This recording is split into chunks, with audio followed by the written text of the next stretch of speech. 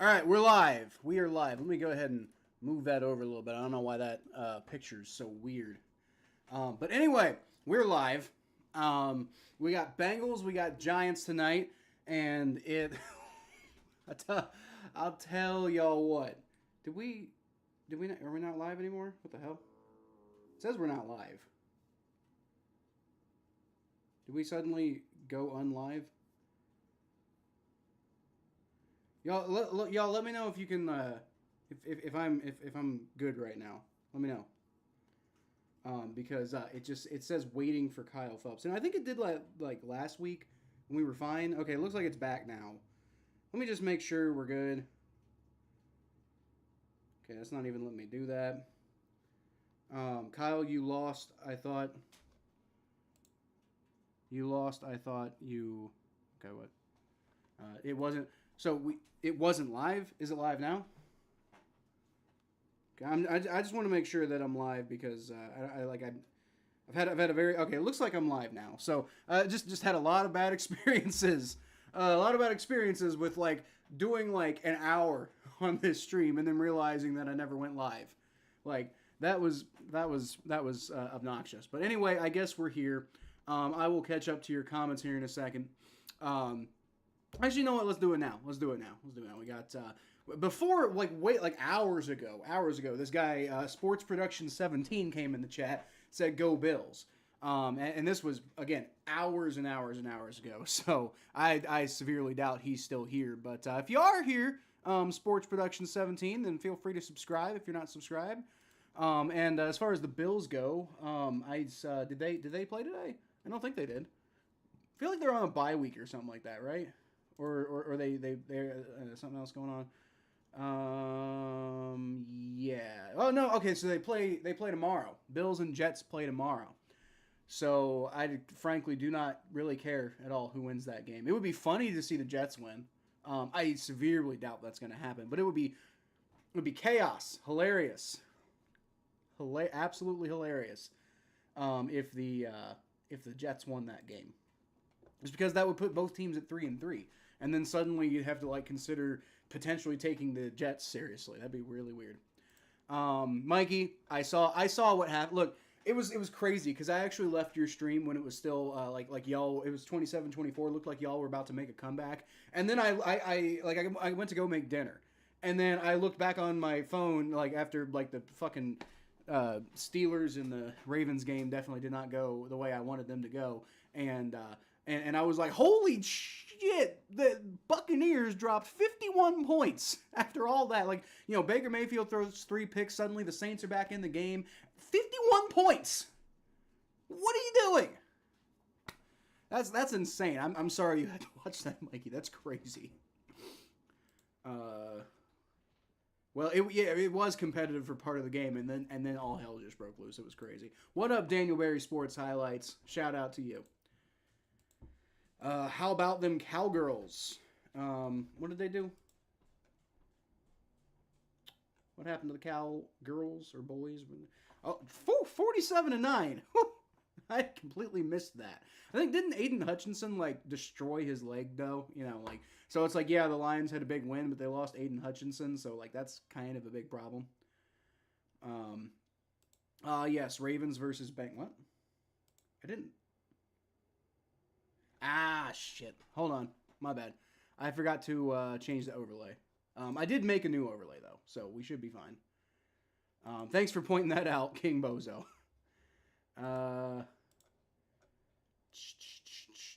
Where are my files? There we go.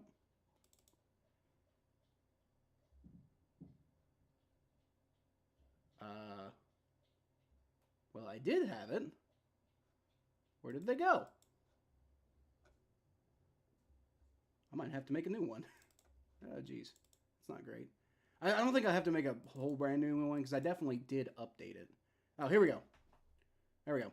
Bengals Giants. I put it in the wrong folder again. There we go. So, okay, we actually have Bengals Giants. My bad, y'all. I do think the Bengals are going to win this game. Part of the reason I think the Bengals are going to win this game is because the Giants are missing everybody on their frickin' team.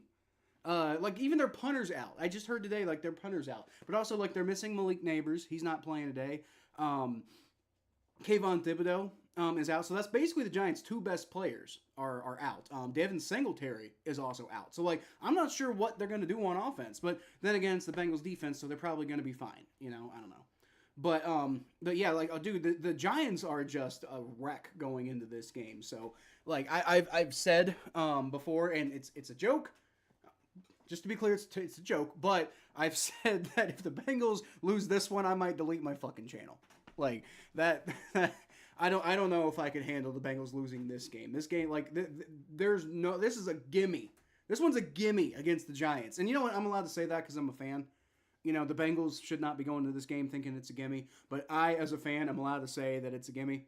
And just, like, the Giants are trotting out, like, a highly uncompetitive team, so you better beat them. But the fact that I'm nervous about the Bengals potentially not beating them should show you how traumatizing this season has been so far. Oh, boy. They play the trash phone.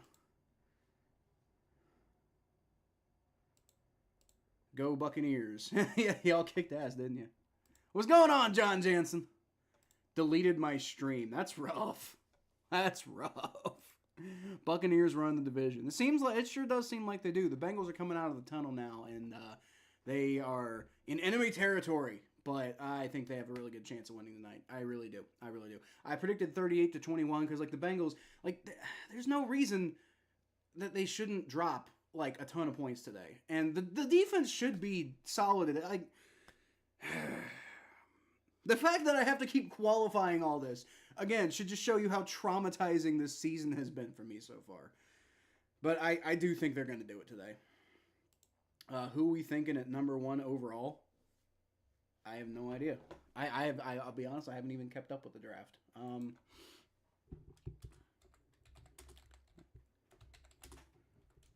Let's see what the mock drafts say. According to Sporting News, yes, Jalen Milroe is the top QB over Cam Ward, and Shadur Sanders. Of course, yes. Those are human beings who I know who they are. Mm-hmm. But apparently Travis Hunter is going number 1 to the Patriots, so for what that's worth. Travis Hunter, a cornerback / wide receiver out of Colorado. He must be pretty good if he's a cornerback potentially going number 1. And plus they picked Christian Gonzalez. Yeah, they picked Christian Gonzalez already. So are they going to pick another, like, number 1 overall? Really? That seems odd to me. I don't know. They got the Bengals with the number 2 overall pick. That's pathetic. They got us taking Teteroa McMillan, a wide receiver, which, I mean, would replace T. Higgins, but, like, are we really spending the number 2 overall pick on the number 2 receiver? I mean, I guess at that point, like, Jamar Chase was the number 5 overall pick, so if we bring in another guy like that, if we bring in a number 2 overall pick, he better be better than Jamar Chase, in theory, right? No way that would happen. Hutchinson, yeah. I heard it, I didn't see it, but I heard it described what happened. Oh, God. Yeah, his season's done.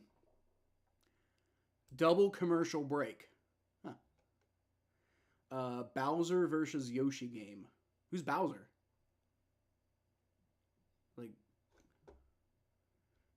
Like I would think that'd be Brock Bowers, but he's on the Raiders. So, like, who's Bowser? Did I see Hutchinson? I heard about it.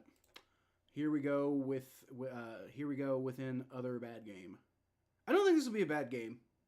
Well, no, it might be. Yeah, I think I fixed the overlay.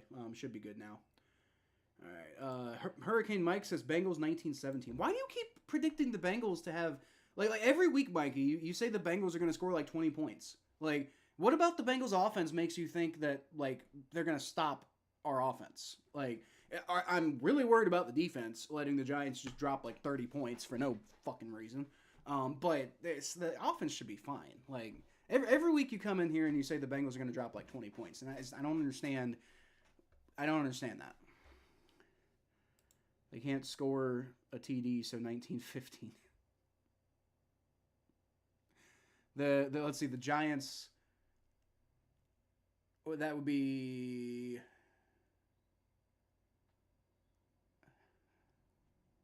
I don't know, that'd be 5 field goals. Score 5 field goals the whole game. Why does it take me that long to do 5? Like, it's just 5. That's just 3 divided by like 3 times 5. Like, it's not hard, but that shouldn't have been that hard. Whatever. Why is Dennis Allen not fired? I don't know, Mikey. I'm in your camp in this one at this point. Like, I used to be like a Dennis Allen is an underrated coach type of guy, but not anymore. Wasn't the Patriots against me? Well, it was week 1. It look, don't get me wrong. I'm not trying to make too many excuses, but week 1 is weird. The Bengals are always weird on week 1. The Patriots game should have been a gimme, but that was the only game where the Bengals offense didn't show up. So, if they had showed up, it would have been fine. So, there's that. Did you see a Tropicana Field a couple of days ago? No, I didn't. I don't even... What's Tropicana Field? Whose field is that? Dude, I gotta come up with a better system than this. I'll put it down here. The Rays. I didn't see it, but I heard about it. Yeah, because of the hurricane and everything. Yeah, I did hear about that. This is my 49th stream I'm in. You've been counting? That's interesting. How have you been counting? Like, I didn't even know I've had 49 streams. Like, I don't know how many streams I've had on this channel. I guess I could probably figure out. I could go to YouTube and figure that out pretty quickly, right? But I'm curious how you figured out how many streams you've specifically been on. Like, that's interesting to me. Let's see. Live. It doesn't tell me how many live streams I've had. I guess I could probably go to YouTube Studio, but you wouldn't have access to my YouTube Studio, so. We have more touchdowns than the Saints did. He didn't. What? Dude, the Saints have had a lot of touchdowns. Not the Saints. Not at all. Yoshi. Yoshi's the dude. I think Yoshi's going to have a good game. I really do. Spencer Rattler is the future. Well, he looked okay today, and then he kind of fell apart. I don't even see what ended up happening at the end of the day with my fantasy team. I told you he's on I think one of my Yahoo teams. Spencer Rattler. Again, it's because Derek Carr was out. I haven't had him as my starter all year. Just I had to get somebody quickly because I didn't realize Derek Carr was going to be out. And it's not loading. Wonderful. Here we go. I got Caleb Williams starting, who had a good game today. It was a good fantasy start. Okay, Spencer Rattler had 13.92 fantasy points. Let's see, a passing touchdown, 2 interceptions, 5 sacks, 4 rushing attempts, 27 yards, and 1 40-yard completion. 243 passing yards. So, I guess that worked out a little bit better than I guess I could have really hoped for, having to do things like on the fly like that. Chris Olave got me -1 points, though. Kate Otten got me some pretty decent points. But, yeah, I've currently got 45 points. That I'm going to lose this one. This team's got 45.42 points, and it's projecting me to score 85. And let's see, my opponent is already at... Ooh, well, actually, no. My opponent's actually having just as bad of a game as I am. They started with Ramondre Stevenson and Jake Moody, both of whom didn't play. So they're actually projected right now to only score 83. So I might actually end up winning that one. I'm projected to score 84.04, and they're projected to score 83.92, which means I'm favored by 0.06 points. What a margin. What a margin. We need a head coach. We might need one. If the season keeps going the way it's going, there's a possibility we might need one too. Changing it from the Ravens bout. Oh, right. That's right. In the Ravens have a guy, I think, named Tyus Bowser, right? Yeah. But not tonight. Not tonight. But we do play the Ravens again this season, though. I think that'll be a good game, as long as the Bengals don't completely continue collapsing the season. 5 turnovers, 3 interceptions, and 2 fumbles against Detroit. Let's see. I want you to join the depressed club so I'm not the only one. Well, you talking to me? I'm already there, buddy. I'm already there. We're 1-4. Don't the Raven? Yeah, Tyus Bowser. That's who that is, I think. Yeah. I'm just curious where you got your number from, King Bozo. That's all. I'm just like, how do you know that you the 49 streams? That's pretty cool. If you know that, then cool. I just don't know how you like where you got that number from. Like, unless you remember every stream of mine you've been on, which is that'd be crazy.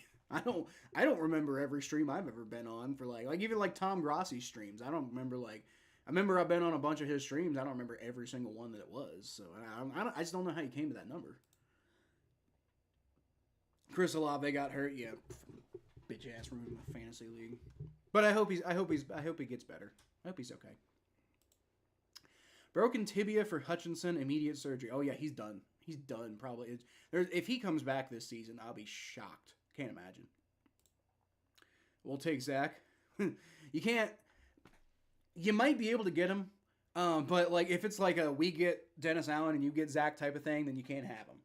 You know, that's I will not. I do not want Dennis Allen. I'm still in the we should keep Zach around camp, but not if we miss the playoffs. If we miss the playoffs, maybe it's time for a different idea. But at the same time, I don't think I think the Bengals still have a chance this year. And you don't fire the coach unless I don't believe you fire the coach unless the season's over. Because it's not that it's never happened that it's worked out. And like what was it? Rich Kotite, not Rich Kotite. Rich Bisaccia from the Raiders, interim guy who got the Raiders to the playoffs. It's not that it doesn't happen. But it's much more likely that you're going to tank your season if you fire the coach. So you got to be sure that the season's over if you're going to fire the coach, the way I see it. Hutch out for the season, will need surgery, Tom Grossi replied to a tweet. Like one of your tweets, John? That's pretty cool. He doesn't reply to anything I send him. I have no idea how many streams I'm on. Yeah, that's what I'm saying. Like, I don't... 32. Where did you get 32? Like, I mean, that's interesting that you figured out how many streams you've been on, but dude, honestly, I could probably go back through all of these streams and I couldn't tell you what happened in 90% of them, other than what happened in the game. Maybe even then, I probably wouldn't remember a lot of them. Chris Olave got a concussion. That's rough. I know many streams I go into every night. YouTube notifications. Oh yeah, well, I guess that you could kind of do that. Because you have 41 streams, and I went to watch list and sorted by live and your name, and it shows 31. I've only got 41 streams? I feel like I've had more than that. That's weird. Because I've had 313 videos. I've only streamed 41 times? Really? Robert Saleh got fired? He did get fired. That was BS, honestly. All right, so the Bengals are going to get the ball first, and it's going to be returned from just inside the end zone. And Charlie Jones is going to get it up to about the 32-yard line before he gets tackled. And these kickoff returns are still continue to be completely useless. Why do we even have them anymore? Nope, not my tweet. That's just how I found out. I saw Grossi replied to a tweet. Oh, okay. Okay, I see what you're saying, John, yeah. Dennis Allen is the most overrated defensive coach in history. I don't know about history. I'd have to look back into that, but I can't imagine he's the most overrated defensive coach in history. And how highly touted of a defensive coach is he? All right, Joe Burrow's in the pistol formation on 1st and 10. He takes the snap, and he's going to throw it short to Chase Brown, who picks up about 4 yards on the play after following his blocker, and that just leaves him right out of bounds. But, hey, I'll take 4 yards. 4 yards is a good pickup. McCarthy fired yet? Now, again, I think if you're giving up on the season, unless it's some sort of scandal or something like that, right? Like with John Gruden, he got fired over a scandal. Oh yeah, I did finally catch up on comments. But you don't, yeah. Joe Burrow shotgun snap. He rolls back. He throws. He's got Chase Brown, and that's about a 2-yard pickup. So that was less good. Yeah, you don't fire, in my opinion, and I think most people follow this, unless you're giving up on the season, you don't fire a coach, unless there's some sort of big, scandal where John Gruden's, talking about race and stuff like that, and then you just got to get rid of the guy. But, the only reason you fire a guy in season is if you think, you know, there's no way of turning this around. We're screwed, and we might as well just part with him now. That way we can get a head start on the head coaching search.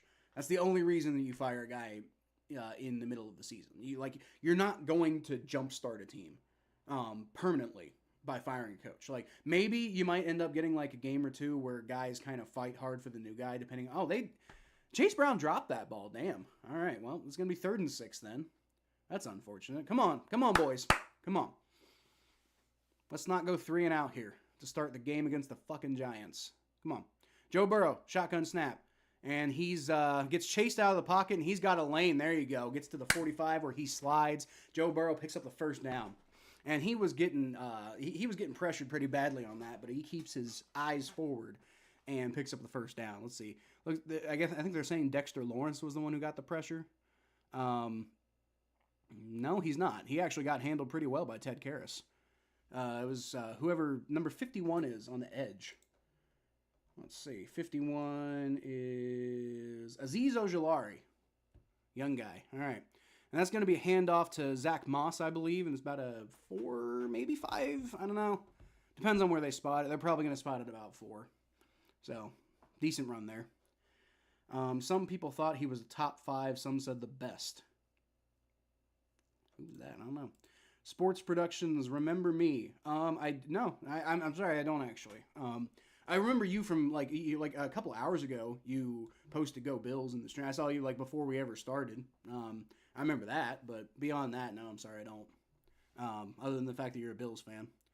All right, Joe Burrow throws it to T. Higgins. There you go, and picks up another first down there. It's a good throw to the left side, and he manages to actually break out of a tackle and picks up a couple extra yards there. Yep, T. Higgins runs a good route there, comes inside, and Banks just isn't able to bring him down, so he picks up a couple extra yards. He already had a first down, but it works out. Stays on his feet. Good job by T. Higgins there, fighting for that. Deontay Banks, by the way, was on the coverage. All right, shotgun formation for Joe Burrow. He's got Chase Brown to his left, and he's going to fake the handoff to Chase Brown. He's going to have to shuffle out to his right because of pressure. Mike Gesicki was in the vicinity, but he was clearly just throwing the ball away there. All right, 2nd and 10. Did you choke on chicken? If you did, I'm sorry. No. It actually wasn't chicken wings. We made like a gochujang Korean like chicken and noodle dish. I definitely didn't choke on it. there were no bones either. Azeez Ansari. Well, he's funny. What does Azeez Ansari have to do with it? Oh, because of Azeez Ojulari. Yeah, that's not Ansari, though. That guy's funny, though. I like Azeez Ansari. Joe Burrow, shotgun snap. He's going to look around, and Dexter Lawrence, I think, brings him down. Oh, boy. I think. Or was it not him? No, it was Brian Burns. Ugh. Not great. Well, the pass protection has not been absolutely stellar today. I think that might have been Orlando. But yeah, it was Brian Burns just getting inside Orlando Brown there, beating him pretty badly. So that's unfortunate. Orlando Brown Jr. has been pretty good this year. So that's hopefully he does not. That's not a trend today. It's been like 8 months since I've been on a stream. Well, that's probably why I don't remember you then. Glad you're back though, for sure. Did I see the Hutchinson injury? I didn't see it. I heard it. I had it described to me, and it sounds awful. But I did not actually get to see it, though. And I say get to see it, like I wouldn't have wanted to see it, but yeah. All right, so 3rd and 18, and looks like Zach Taylor's going to take a timeout because the Bengals just did not have their shit together on that play. Are you who I think you are? No, I don't think that's who that is, Mikey. I don't think that's. If you're thinking that's who you think it is, no, I don't think so. Because don't forget, he was a Patriots fan. This guy's a Bills fan. I don't suggest watching it. I don't want to. I had it described to me, and that was enough. So we're good. We're good. I don't want to look at it. I heard there was some like bending action that I just don't want to. There's no need to watch it, you know. All right, 3rd and 18 after the timeout. and after the sack. So can you maybe get in field goal range here at the very least, even if you don't pick up the first down? Joe Burrow takes a shotgun snap, and he's just going to run for it. There you go. And he's going to pick up the first down to the 20, down to the 10, down to the 5, and he dives. Oh, he's got a touchdown. Let's go. Sorry, I gotta temper my reactions a little bit because my son's sleeping and he yelled at me last time. But Joe Burrow with the huge run, like it's just, I don't know, like that was he was never gonna throw that ball. That really kind of felt like a quarterback draw, except he just kept the ball. Let's see this replay here. So yeah, he drops back a little bit, doesn't even really look at the field, and he just like pivots, sees a hole, takes it, boom. And he dives in, gets that ball in for the touchdown. Let's go, baby. All right, let's go. And Evan McPherson's coming out for the extra point attempt. That kick is up, and the hold is good. And that's straight down the middle. And the Bengals take an early 7-0 lead. There you go. That's what you want to see. That's what you want to see today. Now, we also would like to see the defense actually show up and do their job. That's what we need to see too. But dude, Joe Burrow out here like playing like an MVP caliber candidate. The problem is the Bengals are 1-4, so nobody's going to take him seriously as MVP if they don't win some games, you know. But Joe Burrow's playing like an MVP caliber candidate. Like that's the thing. Remembered him saying those words? Yeah. He came back in the stream one time and he announced himself like that. But no, I don't think it's the same guy, Mikey. Let's go. Let's go. Touchdown, Burrow. Your Bill, I did see that. The Bills play tomorrow. Because I was curious because you said go Bills. And I'm like, do the Bills even play this week? But they do. They just play tomorrow against the Jets. And I mentioned earlier, I don't think you were back in the stream yet, but I mentioned it would be really funny if chaos funny. If the Jets beat the Bills. And I hope for your sake that doesn't happen because you obviously are a participant in my show and I root for everybody's teams who is a participant in my show. It'll get tough when y'all start playing each other, which I think has already kind of happened because I've got some Bucks fans and some Saints fans, so obviously they play each other a decent amount. Or if you ever play my team, I'm never going to root for you, obviously. But considering the Bills are, you know, and the Jets are not a team that I really give 2 hints of a shit about, I hope you win that game. But I also think it'd be really funny if the Jets did, though, you know. Bengals are my second favorite team. I respect that. I respect the Buffalo Bills just because of the bond that Bengals and Bills fans have created over the years. I'm not going to lie. I grew up very much not liking the Bills because of Marv Levy, and I felt like he was kind of a sore loser with, like, when the Bengals were good in the 80s and Marv Levy tried to, you know, get the rules changed and make a big deal. I didn't like that, and so I kind of grew up not liking the Bills, but over time I kind of developed, you know, like, you know, I kind of developed a liking of the Bills, and then when you know, Dalton and Tyler Boyd beat the Ravens and sent the Bills to the playoffs. I thought that was really cool, dude. That was a great feel-good type of story, especially because the Ravens lost. So, you know, I like the Bills. I like the Bills. I have no problem with the Bills. I think Josh Allen's a little overrated, but I like the Bills. And I wish the best for them in every way except for as it relates to opposing the Bengals. If that makes sense. Production 17, mine too. I'm a huge Bills fan. Are you a huge Bills fan, Connor? I must have missed that. I thought you were like a Buccaneers fan. We need to stop this losers. I swear I thought you were a Buccaneers fan, Connor. I could be wrong. As much as I'm happy for the touchdown, the Giants... by the way, it was a touchback on the kickoff. The Giants' defense should be ashamed of themselves for letting Joe run. That's true. Joe Burrow is not exactly like... Joe Burrow can run, and he can scramble.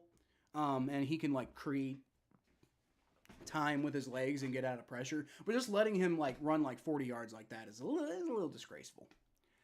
All right, Daniel Jones is in the shotgun formation. Do not know who he's got in the backfield with him. And he's going to throw it. He's going to throw a slant route there. That's, I believe, Darius Slayton who's going to catch it. And that's going to be a Giants first down.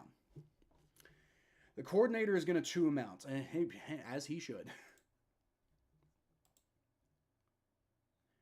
Played majestic. Yeah, I didn't I didn't necessarily root for the Saints or the Cowboys in that one. Bengals own us. A little bit. A little bit. All right. Daniel Jones, shotgun snap. Rolls back, throws, and just completely misfires. Completely misfires. I don't know who the hell he was throwing out there. That was Wan'Dale Robinson. Kentucky legend. Wan'Dale Robinson. I'm a big Wan'Dale Robinson guy. But, I mean, let's see, he's not like, tearing up the league with stats or anything like that. So, you know, I like Wan'Dale Robinson. I actually wanted the Bengals to draft him as kind of like, you know, like that third, fourth receiver type. But just realistically, probably never was going to happen. All right, Daniel Jones, shotgun snap. He's going to roll out to his right. He's got a lot of pressure in his face. He's just got to get rid of the ball. Bengals defense looking good so far. I know it's the Giants, but I'm just happy to see them doing something right. LSU won a thriller. Let's go. It's crazy. Said he lived in Florida. Oh, that might be why he kind of likes the Buccaneers. I didn't realize you were just like straight up a Bills fan though.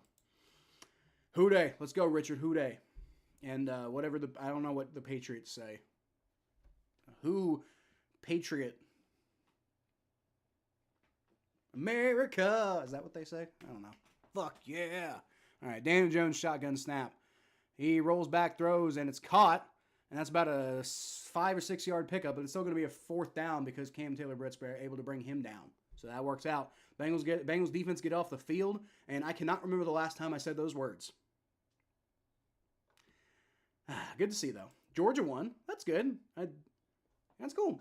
Cool. I don't know. Did Kentucky win? If Kentucky won, I'm happy. Otherwise, I don't know. I also don't pay that much attention either. So, whatever. Chris Godwin had a 105 run after catch. Damn.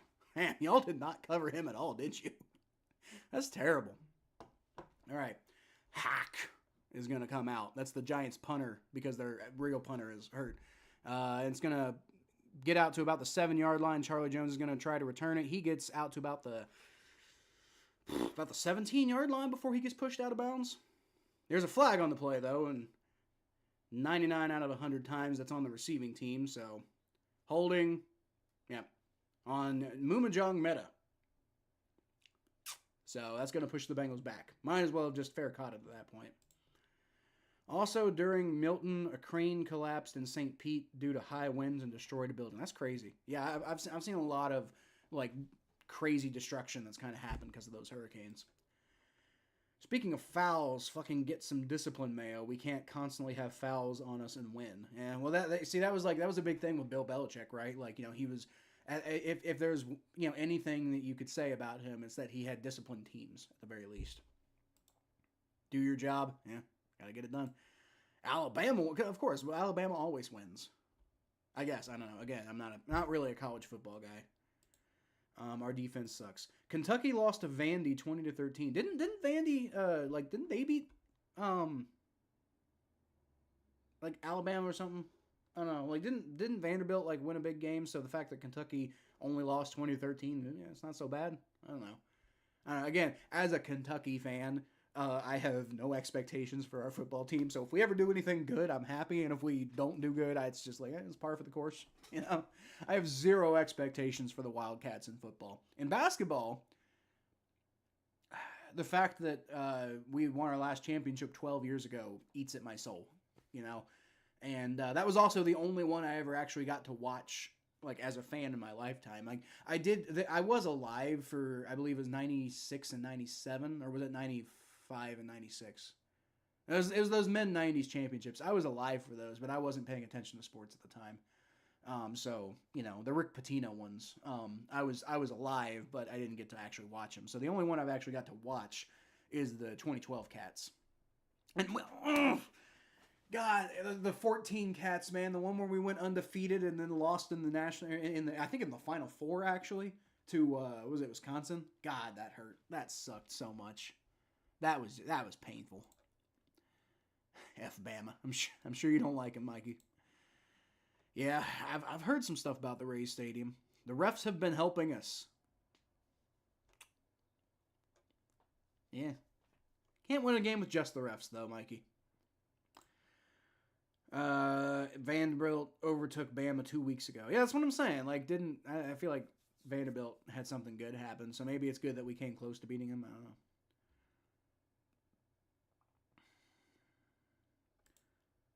One week ago. Although not a 3-and-out, I'll give Lou and the Bengals defense credit for not letting New York sustain the drive. Yep, I'll take that, Jay. I will take that. Anything good the defense can do, I'm happy. Joe Burrow in the shotgun formation. He's going to hand the ball off to Zach Moss, who cuts and cannot do anything with that. I think he ends up losing a yard. And we're already, because of the holding call, we're already backed up to like the 3. So now we're going to be backed up to the 2 on second down. That's rough. Yeah, Moss got maybe to like the 2.5, but that's about it. Jags versus Bears. Add what again?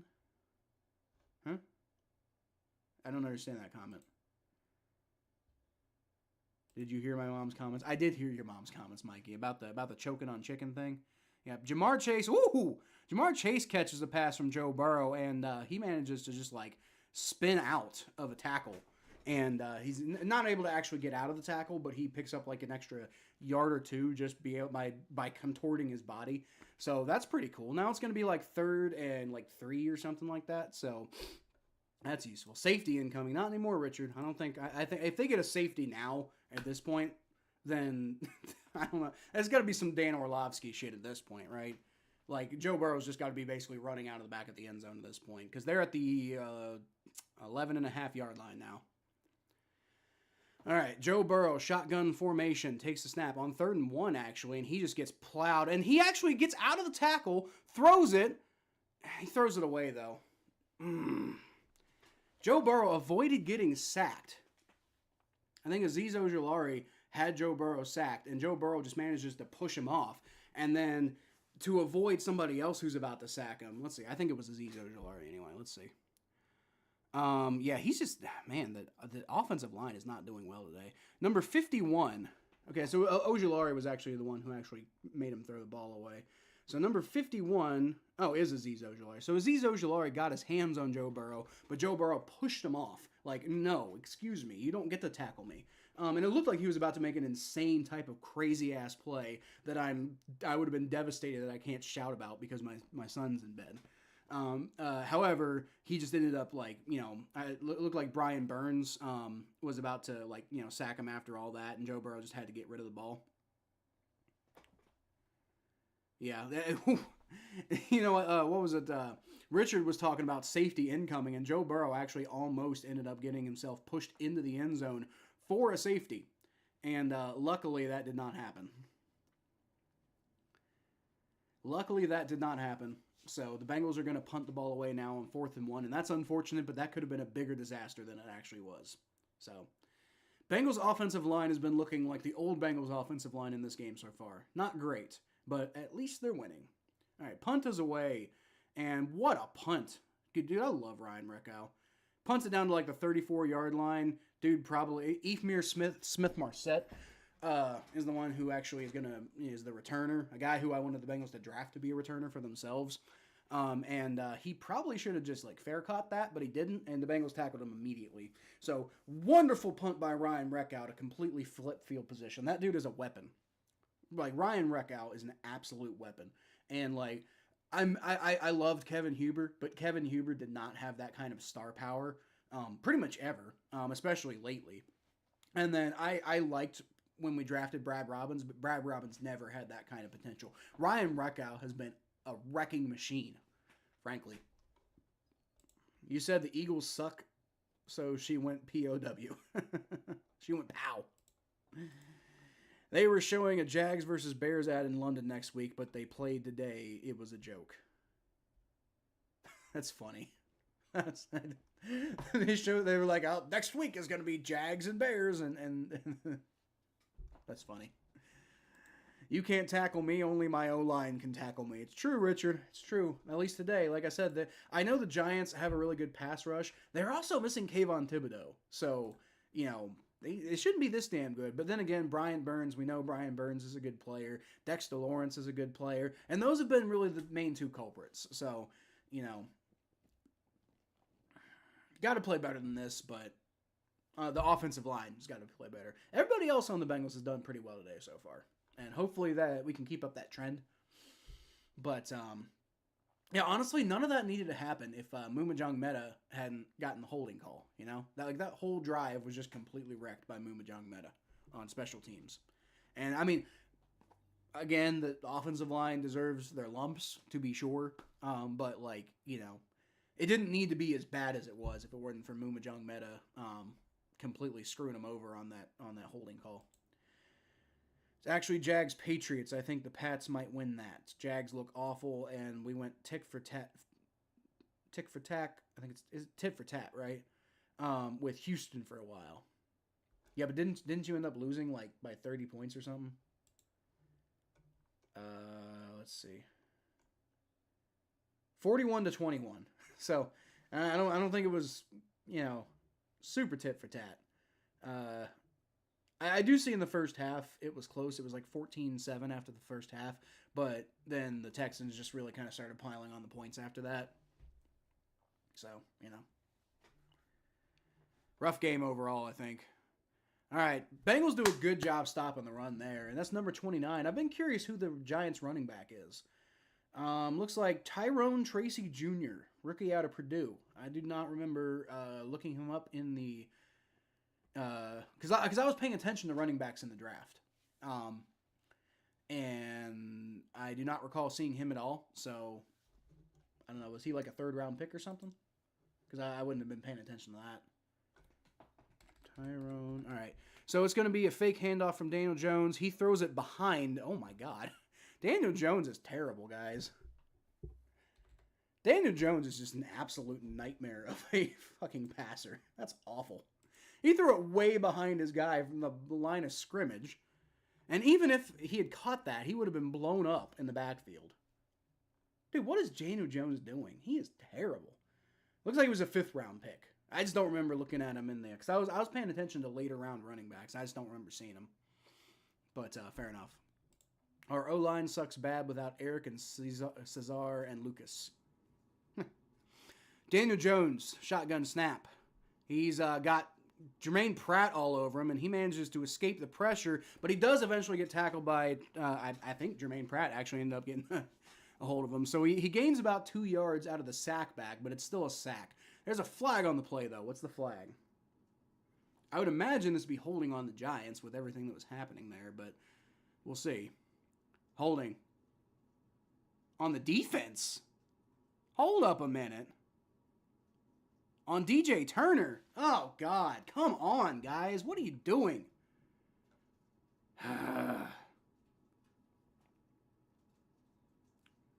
Oh, yeah, DJ Turner just got absolutely his ankles broken by Darius Slayton, and to make up for it, he held him. Man, come on. That's probably part of why Daniel Jones couldn't get the ball off, too. What was your reaction to us being down 17-0 to being up 27-24 and then losing 51-27? Hold on. It's going to be a pitch to the right side, and Logan Wilson is going to tackle, I believe, Wan'Dale Robinson for about a 5-yard pickup. Yeah, Wan'Dale Robinson. Okay, Mikey. My reaction, I think I mentioned this earlier, but my reaction to the Saints being down 7-0, as you recall, I showed up in your stream and I was just like, man, I thought the Saints were good, Mikey. What happened?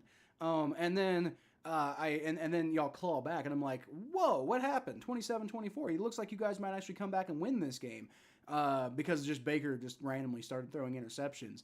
And then I left the stream again. Hold on. Daniel Jones, shotgun snap. He's going to hand the ball off once again. And Tracy Jr. trips.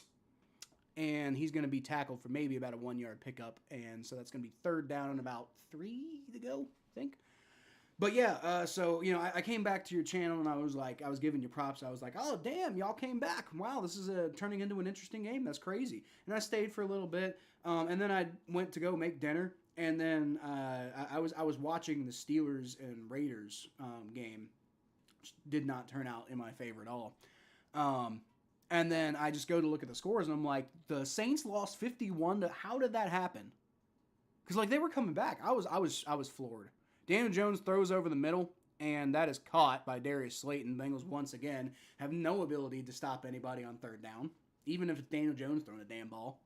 Good God. Like I said, we need tackles, but we scored a lot. Defense needs work, and the O-line needs tacklers, a new offensive play caller, a smarter, more strict head coach. I don't know if 21 points is scoring a lot, Richard. By Patriot stands, by Patriot standards, it certainly is, especially modern Patriot standards. Poor Saints, yeah, that is a rough way to go, man. Whoever made them, hold on. Daniel Jones rolls back. He's going to throw a screen to Tyrone Tracy Jr., which is the Bengals' fucking kryptonite, and he picks up like 13 yards on the play, because of course he fucking does. Well, looks like the Bengals defense learned nothing. So we're back to this shit, I see. All right.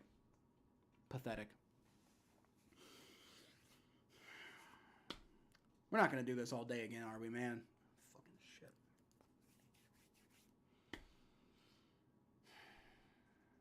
Whoever made the mock drafts doesn't see that we really need tacklers more than wide receivers.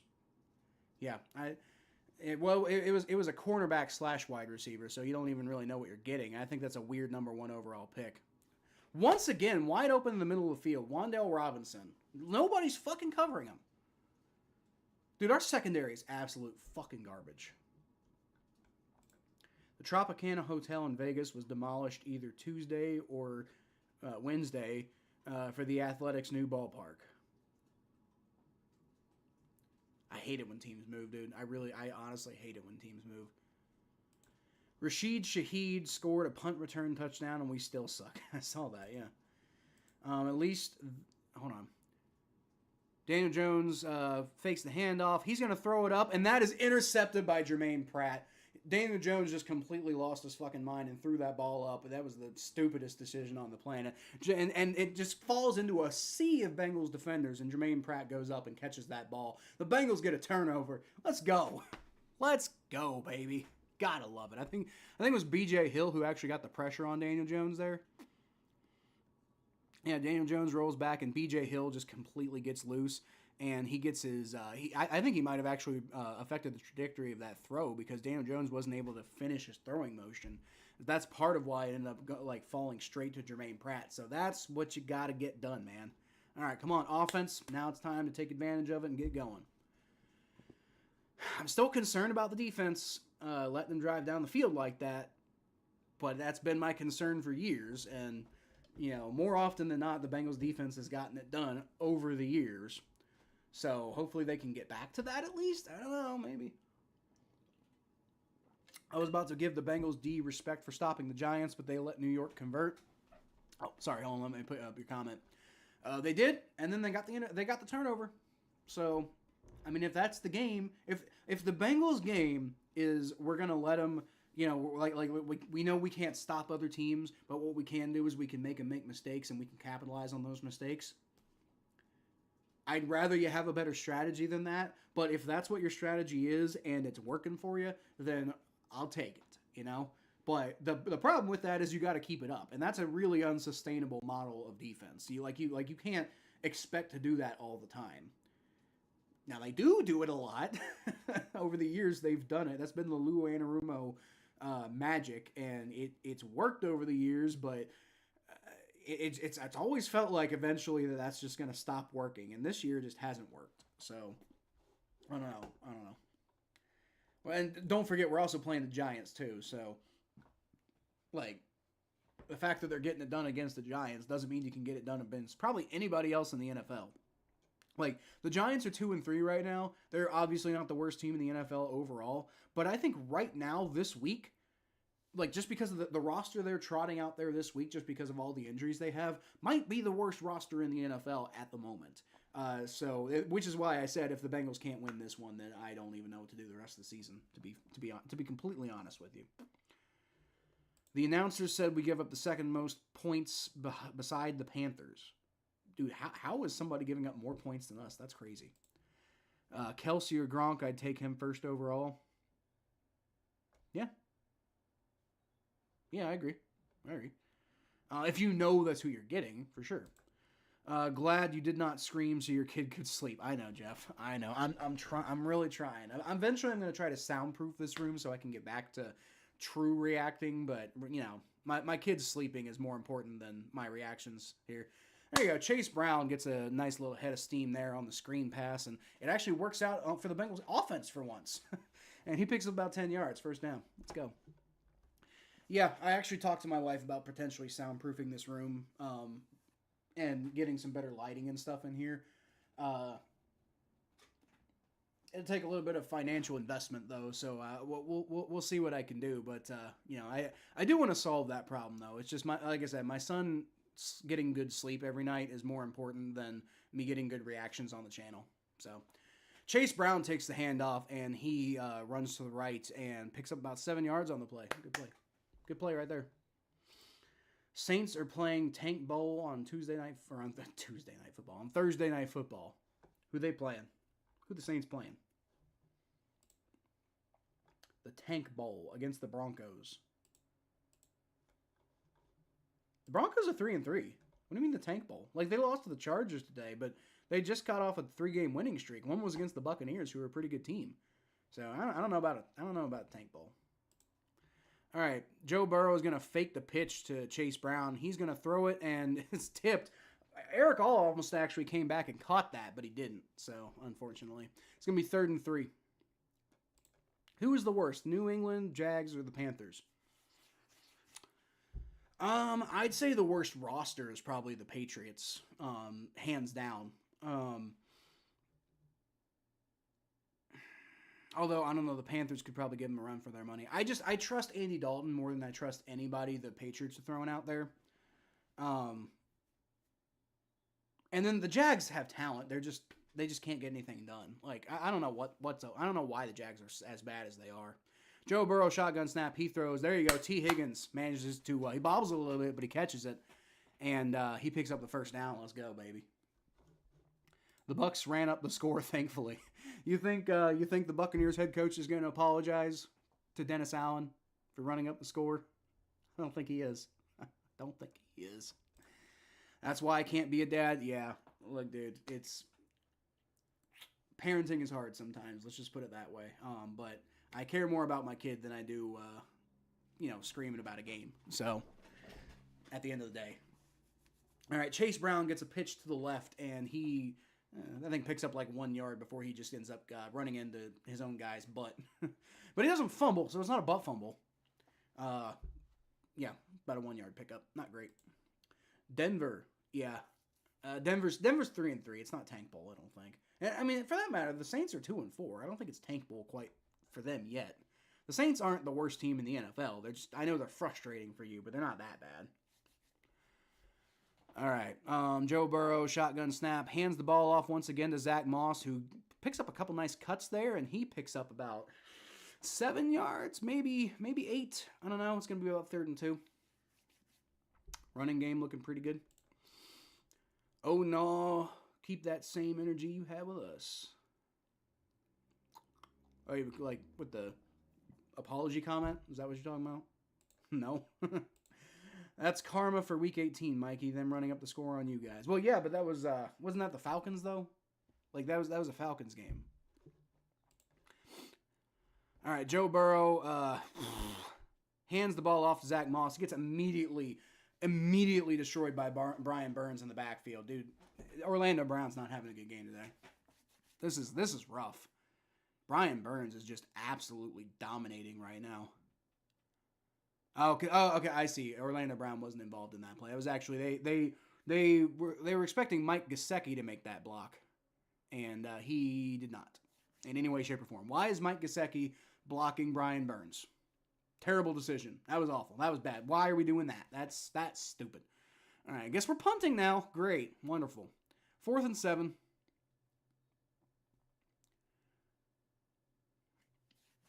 I guess we're punting now. Fantastic. So do the Saints play the next Bucs game in Tampa since they moved this one because of the hurricane?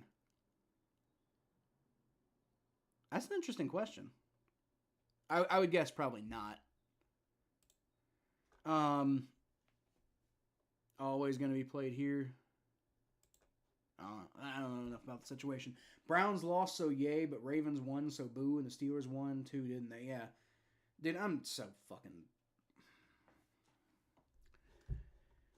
Like, The Commanders, I hate the Commanders. The Commanders had opportunities to win that game too, and they just completely blew it. I mean, don't get me wrong, the Ravens played a good game. I'm not saying that, but the Commanders had opportunities and they just fucking blew it. And then the Raiders, dude, I didn't even really like. I was just so mad about the Steelers Raiders game. I didn't even bother. Like, Bengals have got to win this game against the Giants if they want to try to keep up even remotely in the AFC North at this point. Like, they lose today. I don't even know what to say if they lose today, because like I already said, like after we started 1-4, and I'm like, the season ain't over yet. If we lose today, by the way, we're going into the second quarter, so let me go ahead and update that. But like, if we were to lose today, again, I still wouldn't say the season's over, but like, I mean, like pretty much you have zero optimism left. Like the idea that they could turn it around just seems like so foreign. If you can't even beat the goddamn Giants, I mean, we'll see what happens. This whole, like, 38... I don't think the Bengals are scoring 38 at this point, though. But, hell, the Giants might not make it a 21 at this rate. I don't know. We'll have to see. But, I mean, if the Bengals can't win this game, then, again, the season isn't over. They're not mathematically eliminated. Anything could happen. But, like, I think my optimism's in the tank if they lose this game. I don't even know what to do if they lose this game. Blew the doors off the Raiders. Well, they didn't, and then they just kind of like, they suddenly turned it on, and then they did blow the doors off the Raiders. But I think the Raiders blew the doors off themselves, frankly. But then again, they got Aiden O'Connell starting, so like, what are you really going to do? Jeff, when the schedule came out, week 4, okay. Steelers 11-6. Shut the fuck up. I hate you. I hate you. You're 11-6, bull. I swear to God, if the Steelers go 11-6, I'm going to eat my sock. I'd be so mad. All right, dude, this sucks. Like, the Bengals are right in, but again, it's like 4th and 7 though. So, all right, punt is away. It's going to be fair caught about the 14-yard line. Dude, what a depressing way to end what was turning into a pretty decent offensive drive. What would you even tank for? Yeah. Did you see the Cowboys game? I didn't see the Cowboys game. No, Jeff. I did not pay attention at all. I don't really care. Outside of the AFC North, you know, like if there are no AFC North games on, then I might try to catch what's going on. But no, I didn't see the Lions Cowboys game. And the Lions were blowing them out anyway, so I didn't really care all that much. I heard about Aiden Hutchinson, but other than that, yeah, I didn't really care that much about the Cowboys game. All right, it's like Tracy. Nope, Daniel Jones is actually going to keep this time, and he's going to run and pick up first down just right away. Right out of the gates. Come on, guys. Defensive line, tackle, or receivers, that's who you're going to tank for. Is it going to be enough, though? Is it worth the tank? That's the question. The Cowboys game was the only good thing that happened today. Yeah, except for Aiden Hutchinson, though. It's marred by that. I'm not a vegetable. You can't hate me. I don't hate vegetables. I mean, ever since I discovered that you can cook vegetables in a way that doesn't pulverize them, turns out vegetables aren't too bad. You know? All right, Daniel Jones going to fake the handoff. Trey Hendrickson's got him, and he brings him down for a sack. There you go. Trey Hendrickson is the only person I can rely on the Bengals defense. The new roof for Tropicana Field should either be translucent or removed and turned into an open-air venue. It's a shame the trash bag material didn't last on the outdated dome.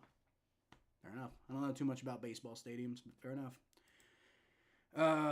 Or the field won't drain. Yeah, I guess that would be a problem, wouldn't it? My mom says you only hate vegetables, not people. My mom says you can only hate vegetables, not people. I guess. Daniel Jones takes the handoff. Or not handoff. One. He keeps it. And he runs for about 10 yards. Of course he fucking does. Like, just do a quarterback sneak on every single play, and the Bengals will never stop you. That's pretty much how it would work, you know?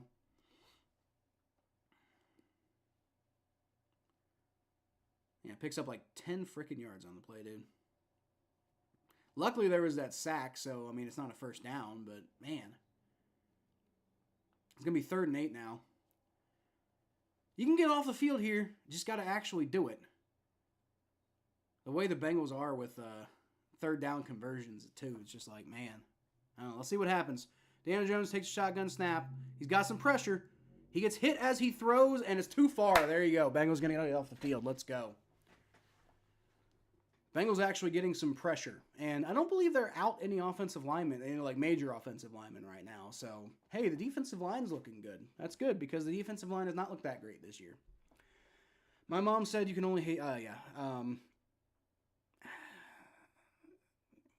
I tend to agree. I don't really actually hate vegetables for the most part. But I tend to agree. I try not to hate people genuinely. I was joking about you. But there are a few people I genuinely do hate. We won't go into that. All right, punt is away. It's going to be returned from about the 16-yard line. Charlie Jones with a nice cut. Gets down to about the 30-yard line. There you go. Asking what you would tank for the Bengals. Well, I wouldn't tank, first of all. What do they even need? D-line, receivers, tackle, or corner? Okay, so as far as who we should target in the draft anyway, I wouldn't tank. I've always been against tanking for what it's worth. But what would you even do? Let's see. I understand the argument about receivers because you're probably losing T. Higgins. I hesitate to say defensive line because investing a super high pick, like tanking for a defensive tackle, is ridiculous. At least in today's NFL. And then defensive end, like I feel like they've just had so much investment at the defensive end that they just really need to figure it out with who they have, rather than just keeping the cycle going. Corner maybe if you could find like a really like top tier excellent corner. The Bengals really need some secondary help. And I wouldn't want to take a safety that high, So I mean, maybe some sort of secondary player. I could also be talked into a receiver if they're good enough.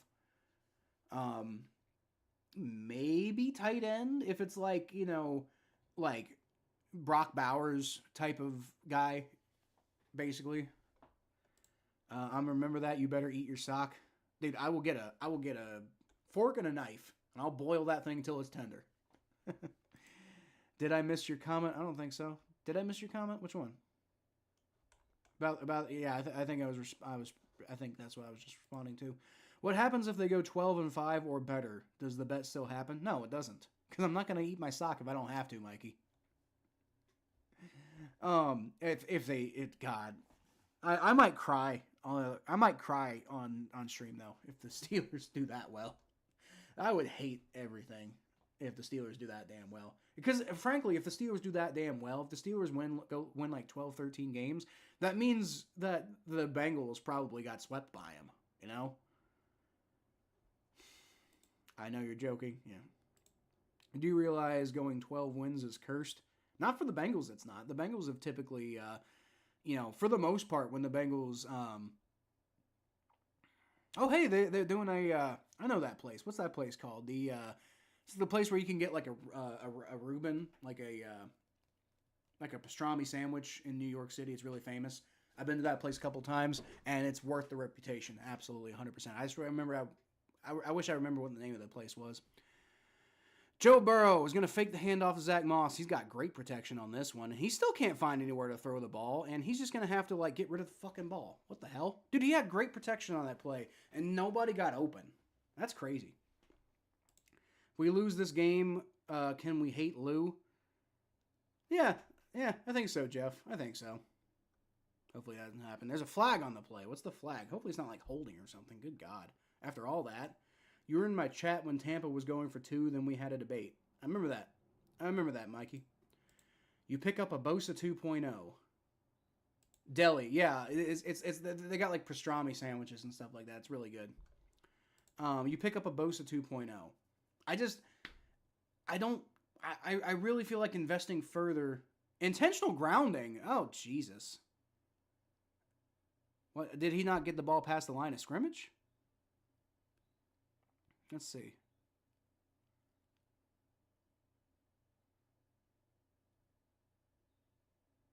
Yeah, he went out of the pocket and then stayed in the pocket. And okay, yeah. And he didn't get the ball past the line of scrimmage. Yeah, that was definitely... Damn it. All right, well, but 2nd and 24 now. Oh, my God. Joe Burrow shotgun snap. He throws it to Zach Moss, who gets out of a tackle, but still only picks up like 2 yards. Dude, what the hell is going on with our offense? This is terrible. Luckily, we're playing the Giants. Pick up a Bosa 2.0. Yeah, I don't want to continue in like putting all of our investment into the defensive line, because like if we can't figure it out with how much we've invested in the defensive line already, then we're not gonna figure it out. That's my main thing, you know. I hate Dennis. Yeah, I understand why I would too if I was a Saints fan. That's a reach to a flag offense. Joe Burrow shotgun snap on 3rd and 22. Oh my God. Jamar Chase is going to pick up the pass, and nobody was covering him because why bother? And so now it's going to be 4th down. I think he picked up like 12 yards, which great, but I mean it's still going to be 4th and 10 at the very least, if not more. What the hell is the offense doing, dude? This is ridiculous. Like, I know they have a good pass rush, but they're also missing Kayvon Thibodeau. Intentional grounding, you really calling that? Well, it was. He didn't get the ball past the line of scrimmage, right? That's what I saw. Wow, great play there by 26. Who's that? That was another booming punt, and it was a great play by Tyson Anderson to make the tackle. He almost actually got juked past, but he wrapped up his leg, didn't let him go, and so that's going to flip field position. There you go. At the very least, the special teams is not giving the Giants a chance to capitalize on the fact that the Bengals offense hasn't done much. So that works. That works. Offense has got to improve, though. I know they have a good pass rush, guys, but, like, come on. I know they have a good pass rush, but, like, I don't understand. I don't understand, like, why the offense is like this, man. It's been a rough game so far. We're winning, but whatever.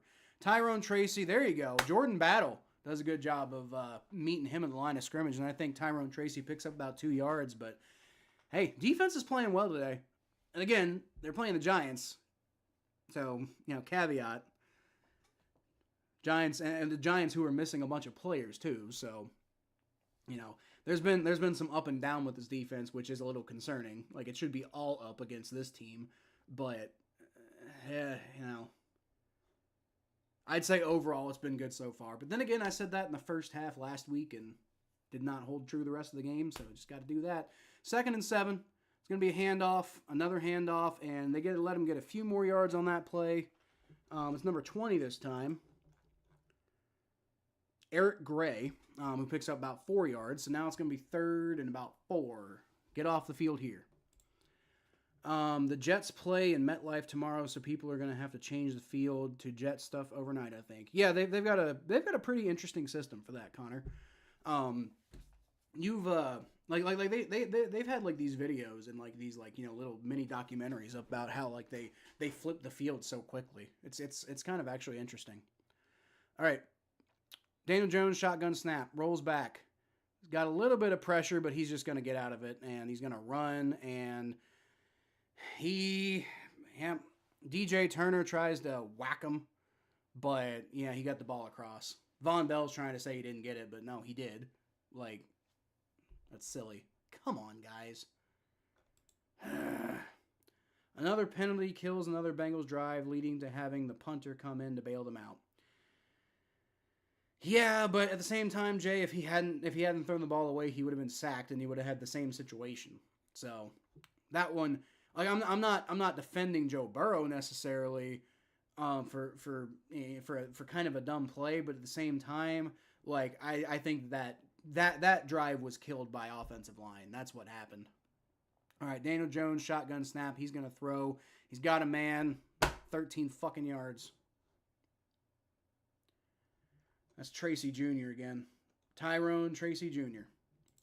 Even for basketball and Hickey. Hockey, I know. Hickey.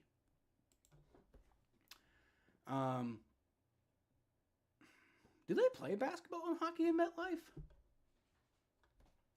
I don't think so. They play in like the Madison Square Gardens or something like that, right? All right, Daniel Jones, shotgun snap. Once again, no fucking pressure. He's going to throw it deep, and he overshoots Darius Slayton. That's good. I'm glad we're playing Daniel Jones. See, that's the benefit, is we're playing Daniel Jones. So, I'm gonna have quite a few bailouts. You just got to capitalize on them. I think, honestly, if that had been a better pass from Daniel Jones, you at the very least probably would have, Darius Slayton probably would have caught that. If not, it probably would have been pass interference. But luckily, Daniel Jones just misfired. All right, from the 40-yard line, 2nd and 10, Daniel Jones shotgun snap. Got a man to his left, and he rolls back, throws, and it's caught for about a 5-yard pickup, maybe 6. There's a flag on the play, though, and that came out pretty much immediately after the ball was snapped, so I'm worried this is going to be like offsides. Illegal shift, but it is on the Bengals, though. Almost always on the defense when they call it that quickly. I know it's on the Giants. Okay. Oops. Look at me over here giving y'all analysis and just like being all matter of fact about it, and then I'm wrong. Oops. My bad. Went to New York in 2015, went to Times Square, went out to dinner. We took the train to get there from New Jersey. Have you ever been to New York? I've been to New York a few times, yeah. One time I think I took the train from New Jersey. One time I think I took a train in from Connecticut. Yeah, I like going to New York City. It's a fun city to go to. Very expensive, but, I like New York City. Nice job there by Mike Hilton to take down Tyrone Tracy on the handoff, and I don't think he let him get anything on that. If he did, it was like a half yard. All right, it's going to be 3rd down now. Come on, get off the field here. Got to get off the field here. Be nice if we could get some offense going after this. If you can get off the field here, it'd be nice if some offense got going. Yeah, I think he might have picked up half a yard. They didn't even give him a half a yard. They gave him like a quarter of a yard. All right, that works out, though. It's 3rd and 15, so just get off the damn field, man. Don't let him get a first down. It's all you got to do. All right, Daniel Jones, there's barely no rush. I mean, they only had like 3 guys. Daniel Jones is going to keep it himself, and he does pick up about 10 yards, but that's not going to be enough for a first down. So it's 4th down. The Bengals defense is going to get off the field. And we got 6:50, 49, 48, 47, 46 for sinking purposes left in the half. So, in theory, this might be the last time the offense goes out there. You maybe the way the Giants offense is playing, maybe you get another chance. But it'd just be really nice to get some points, man. Like, I know it's been a rough game for the offense today, but I mean, just like, come on, just shake it off, All right, kick is away, and that's going to be fair caught at the 11-yard line. It is a battle of the punters today, I'll tell you what. And that's impressive by Hack, by the way. The Giants punter, I think it's Matt Hack, is that right? Yeah, Matt Hack. That's impressive because like he just got signed off the street because their main guy is out of this game. What's his name?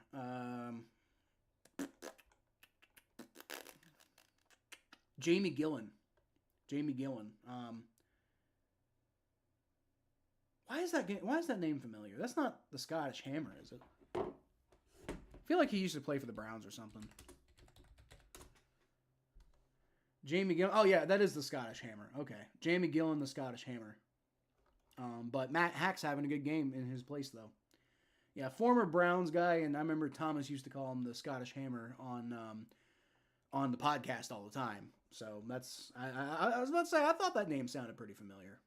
But we missed him today, though. Missed him today. All right, yeah. Interesting thing, like as far as like I actually got lost in New York one time because me and my wife, we were there with my kids, and we were taking the subway, and me and my wife disagreed on whether we should get off at a particular stop. Turns out she was right, and I ended up the doors closed before I was able to get off of the subway. And I ended up halfway across town with like 10% battery on my phone. Luckily, I knew that New York City was a grid system, and I knew that we were meeting up in Times Square, so I was able to navigate my way to Times Square. But that could have been really bad because I did not remember where my hotel was. I would have not had any way of remembering how to find the hotel. Like what I would have probably had, because I did know I know my wife's phone number off the top of my head, so I would have had to find somebody with a phone that would let me use the phone and then call my wife and hope my wife answers the phone, because you're in the middle of New York City and you also got, like kids and stuff, and like it's quite possible she wouldn't have even noticed the phone ringing. So I got a little lucky with the way that kind of worked. Mainly got lucky that we were meeting in Times Square and it was so easy to go find Times Square. But yeah, but overall, it was I loved going to New York. My buddy Jordan, who's been on the been in the chat on this channel a few times. He lived in New York for a while, and we used to go visit him. I got to taste A5 Wagyu there for the first time. I was also plastered, so I barely remembered it. All right, from the I formation, Joe Burrow is going to hand the ball off to Chase Brown, who picks up about maybe 4 yards on the run up the middle. Now's the time to go for the jugular, and if the long ball's there, Joe throws that bomb to put Cincy up 2 touchdowns. Dude, that'd be great, Jay. If we could get some points on this drive, we got a real good chance to put some cushion on this game. But man, the offensive line's just had a bad game today overall. New Jersey Giants, well, they do play in New Jersey, so for what that's worth. I always thought it's weird that they call themselves the New York Giants but don't play in New York. All right, Joe Burrow rolls back. He's got Jamar Chase. Oh, no, I'm sorry. That's T. Higgins, who nobody can bring him down. Let's go. And looks like that was actually a really dangerous set of plays there. Joe Burrow was about to get hit from behind, manages to get the ball off in time, and T. Higgins gets the ball and looks like he's actually about to fumble it. But he keeps control of it and actually manages to fight a few defenders off. Yeah, Banks just isn't able to bring him down, and then another guy gets on top of him and can't bring him down, and eventually he gets taken out at the knees by number 21. But yeah, just a very, very professional set of plays right there. That was good. Dory Jackson was the name of the guy, by the way, who eventually brought him down by the knees. All right, pistol formation. Joe Burrow, he throws to T. Higgins over the middle, and that's caught, about a 7-yard pickup. Been some, not the most accurate game from Joe Burrow today, gotta say. T. Higgins has been making some really good catches. Joe Burrow has not been firing super accurately today. But, I mean, I guess, you'll take it. But, yeah, good game from T. Higgins so far. It's been a good season from T. Higgins so far. In a contract year, mind you. T. Higgins, in a contract year, partially because we franchise tagged him. Yeah, he's been solid. T. Higgins has been, playing like he wants a fucking contract. Chase Brown's going to get the handoff, and he doesn't even get back to the line of scrimmage before he's brought down. He's got to fight through 5 guys just to be able to lose a yard. Man, offensive line today is having a rough game. Throw it to Chase for my fantasy. Or for a touch, just for my sanity. How about that? Joe Burrow usually goes to bed at 9:20 p.m. Well, not today, he won't. I might bench Tyreek Hill for my fantasy. Is he playing badly? I don't have him in any of my leagues, so I wouldn't know. Another 3 and out. Don't say that, Richard. All right. Shotgun, 3rd and 5. Joe Burrow pumps, looks around, and he throws over the middle. Jamar Chase had it and he dropped it. I might have to stop paying attention to you, Richard, if you're ahead of me like that. Anemic offense, yeah, that's rough. And that's Jamar Chase, who's been so solid this year, and he just fucking dropped it. That was a great play too, man. That sucks. And the offense hasn't been anemic. They've just been they've been falling apart. They've been moving the ball, and then they just stop moving the ball. It's not anemic, but it's bad. All right, well, Ryan Reckow comes out once again, punting from the 45, and maybe he can pin him deep. Not quite. Oh, yep. Okay, so it's going to bounce at the 10-yard line, and I think I didn't see who caught that, but he caught it about the 10-yard line, so maybe the 9 is where that's going to be downed, but yeah, good punt by Ryan Reckow. Since the 3rd string is playing, I know. Please don't spoil it. Yeah. I mean, dude, Richard, you're allowed to talk, honestly. But if there are gonna be comments that tell me what happens before it happens, I'm probably gonna have to stop paying. I'm gonna have to watch chat and respond to chat after each play, basically. Is how I'm probably going to have to handle that. Or I might even have to catch up, like, after each drive, depending on how bad it gets. And not that you're doing anything wrong, Richard. I just, I don't want it to, I don't want it to kind of, like, mess with, like, the reactions and everything.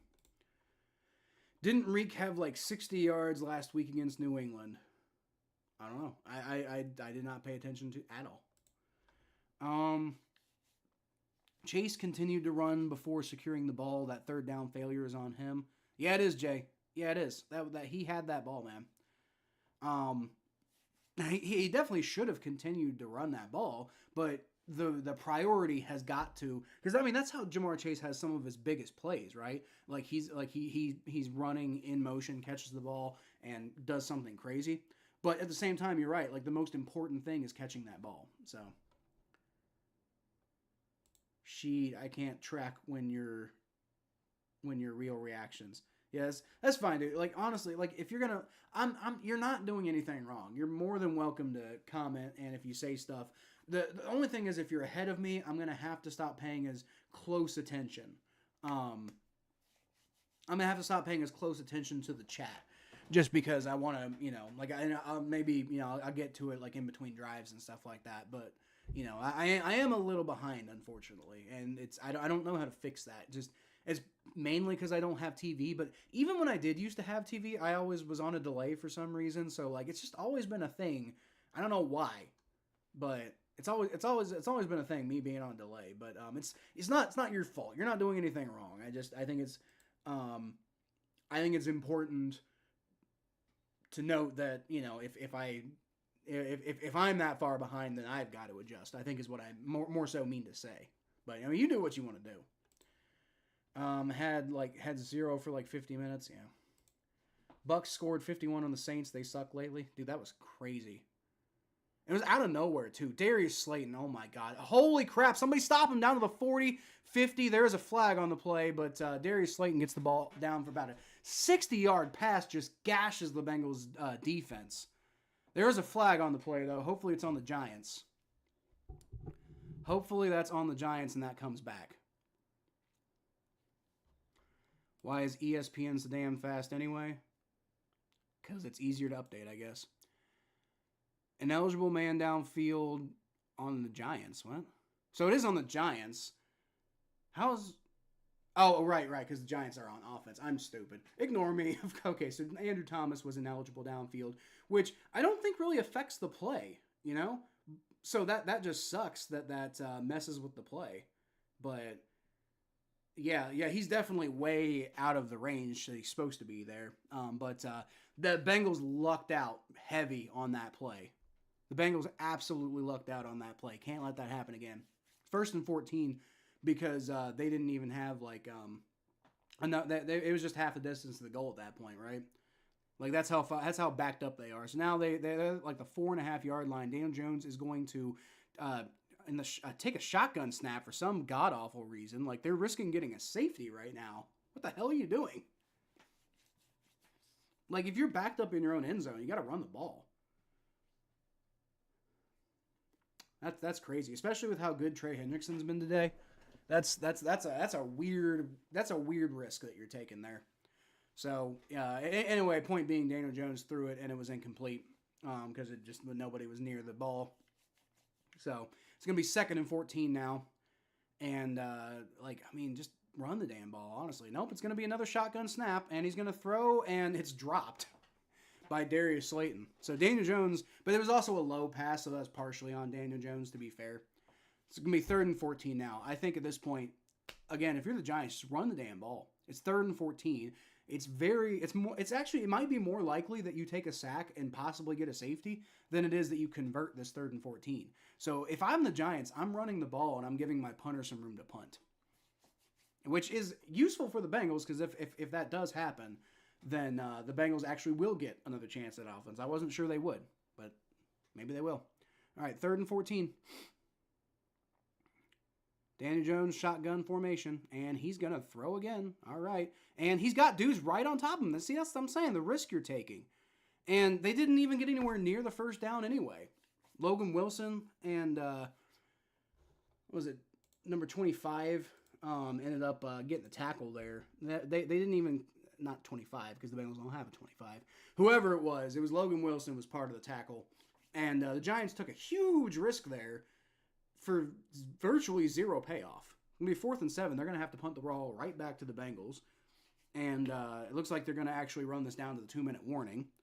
So the Bengals likely will have the last possession of this half.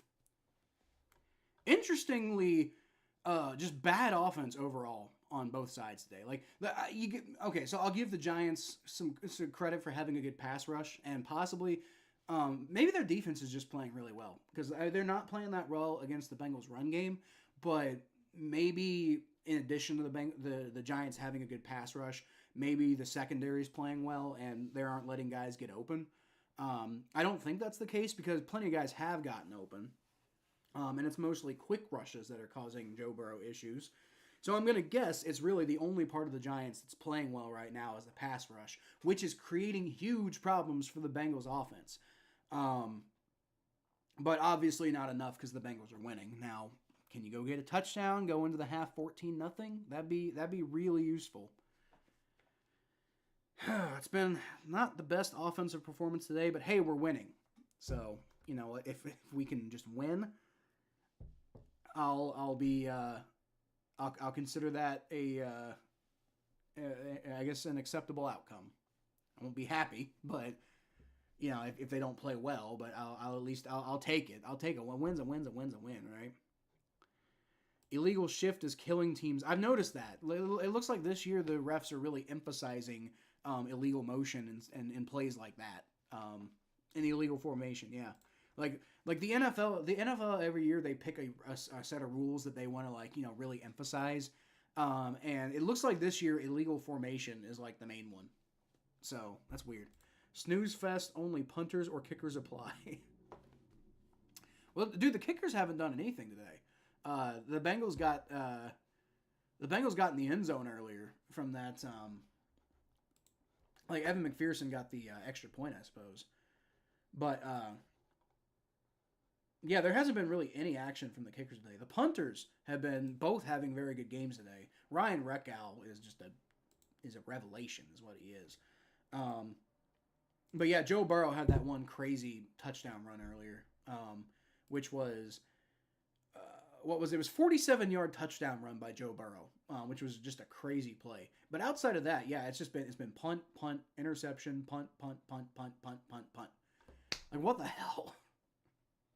Like, thank God we're playing the Giants because, the way the offense is playing right now, we'd be losing to most teams in the NFL, especially with our defense. Good God.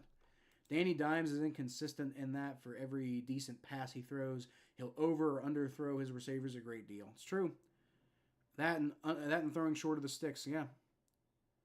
All right, Charlie Jones is going to get the punt return. He's going to... at the 45, and he just gets nowhere with that. So the Bengals going to get the ball at the 45 with 1:50 left in this ball game. So if the offense can move, they got time, and they got 2 timeouts on their side. So if the offense can move the ball, you don't have to really have a super-duper sense of urgency here, other than, making sure you score on this drive, right? But it's you don't have to worry about, you don't have to be too clock conscious right now.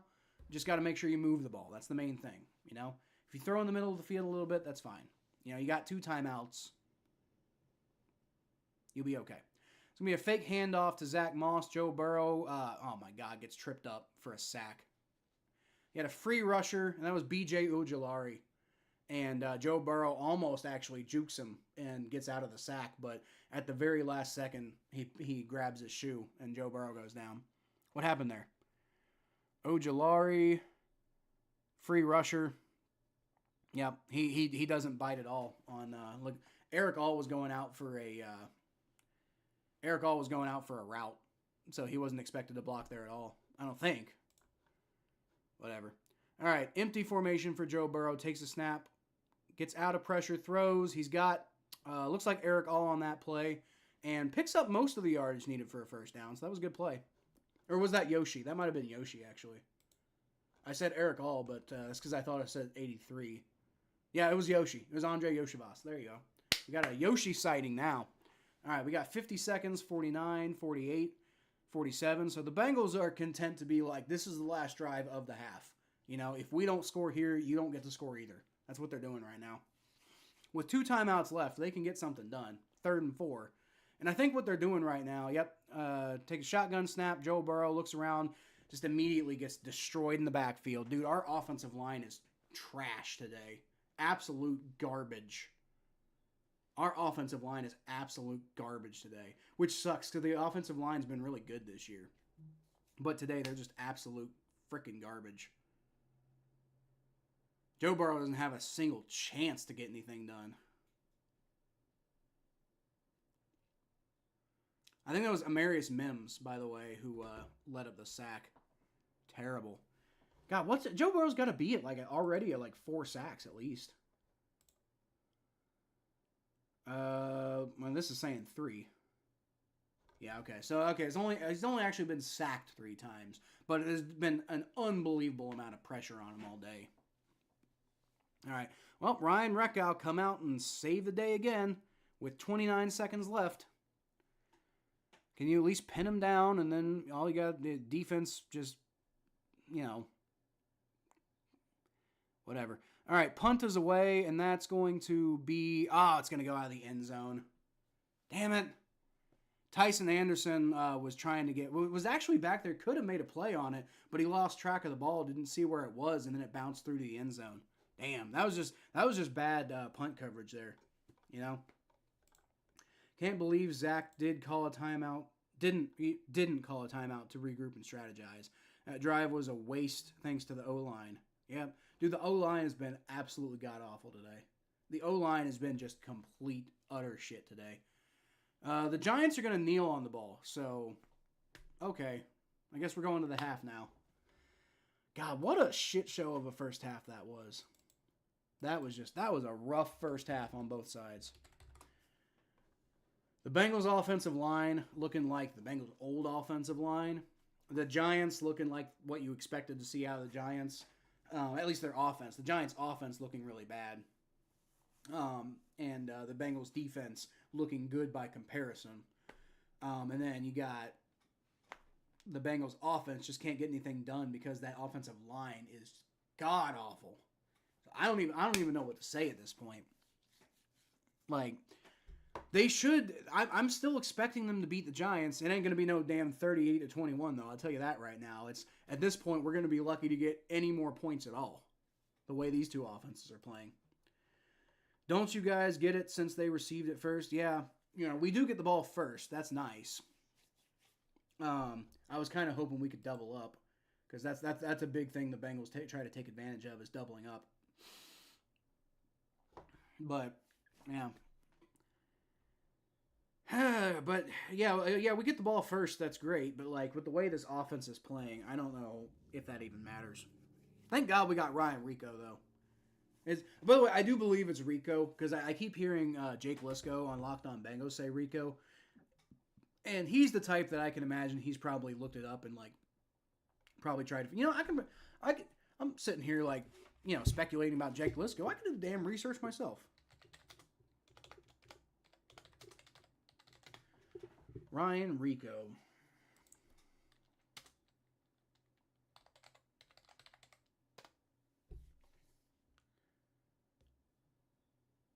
Let's see, BYU Sports Nation. That can't possibly be copyrighted, right?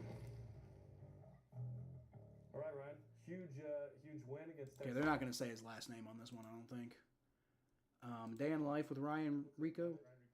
It is Rico. Okay, he just said, hey guys, it's Ryan Rico here. So he says Rico. So it's Rico. It's Ryan Rico. So I can't call him the Wrecking Machine anymore because it's not Recco, it's Rico. So is it the Wrecking Machine? That's a terrible nickname. We don't want to call him the Wrecking Machine because then that means, it probably means he's bad, right? So, yeah. Never mind. I don't know. I got to come up with a new nickname now. Damn it! Why couldn't your name just be Recco? I said 19 and you put me on blast. 19 what? Oh, yeah, for the Bengals offense. Oh boy. Dude, you know what, Mikey? I was still right. That was a crazy prediction. Thinking the Bengals can score 19 points? What a joke. But no, you're right. You're right. Wreaking havoc. There you go. Well, that's not a great nickname. It's by the way, it's WREAKING, I believe is how you spell that. It's not a great nickname, but that's a much better pun than I was doing. Wreaking havoc. He's a punter, so I don't know how much havoc he's going to be wreaking, but whatever. Maybe special teams will score. That's probably how you'll score again. Or if Joe Burrow just has another 50-yard run, that's. Or you know what? Honestly, if Jamar Chase would have caught that damn ball, that probably could have turned into like a fucking scoring drive of some sort. At the very least, like a field goal. Whatever. Yoshi, yeah, he had a catch. Yoshi had a pretty good catch. He's been quiet today, but he had one catch for like 10 yards. It's a good play.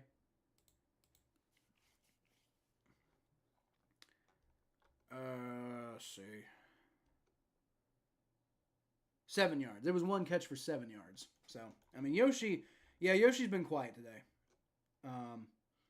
But only T. Higgins actually even has Jamar Chase has 2 catches and T. Higgins has 4. Everybody else has got 1 or 0. So it has not been a great day for Joe Burrow. And it's not like entirely. It's maybe it's probably somewhat his fault. You can't sit here and say it's not at all his fault. But good God, the offensive line has been a disaster today, an absolute freaking disaster. He's got 20. He averages 28.5 yards per carry. That's funny. That's just because he had that 149-yard run. Chase Brown and Zach Moss have not been great running the ball, which is weird because they were doing okay. It must have just been. I think they got stopped a couple times, dead in their tracks. So overall, not a great day from them. The only guy who's really having, I think you can say, a good day on offense, like a really solid day, is T. Higgins. And he can't do it by himself, obviously. So, God, this game is just awful. Oh man, I'm sitting here the season's not over. We can rattle off 4 wins because the offense is really good. Well, you know what? If the offense keeps playing like this, I don't know if that's accurate.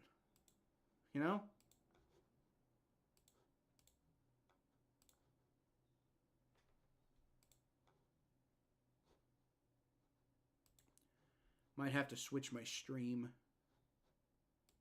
Good thing we're at halftime. It's not a big deal.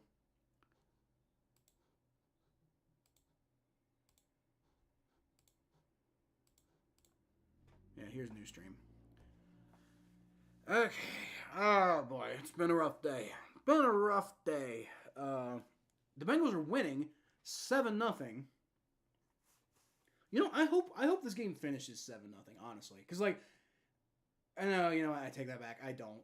I kind of do just to make a point, but at the same time, what I really actually hope happens is that the Bengals offense figures it out and just, comes out in the second half and, scores at least, 20-something points. That'd be nice. If we get 3 touchdowns in the second half, at least we can be yeah, that was a rough first half, but, the offense came out in the second half. They got it figured out, but... Look, again, I just want to win. I just want to fucking win. And then we can, worry about all this shit next week. Because, who do we even play next week?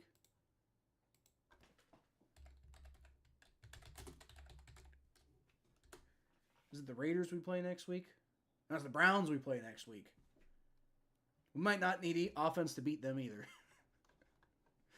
Oh, boy. And then after that, we play the Eagles. You said you were going to beat the Eagles. Don't tell my mom. I do think we're going to beat the Eagles. Although if we can't beat the Giants, I don't fucking know what we're going to do.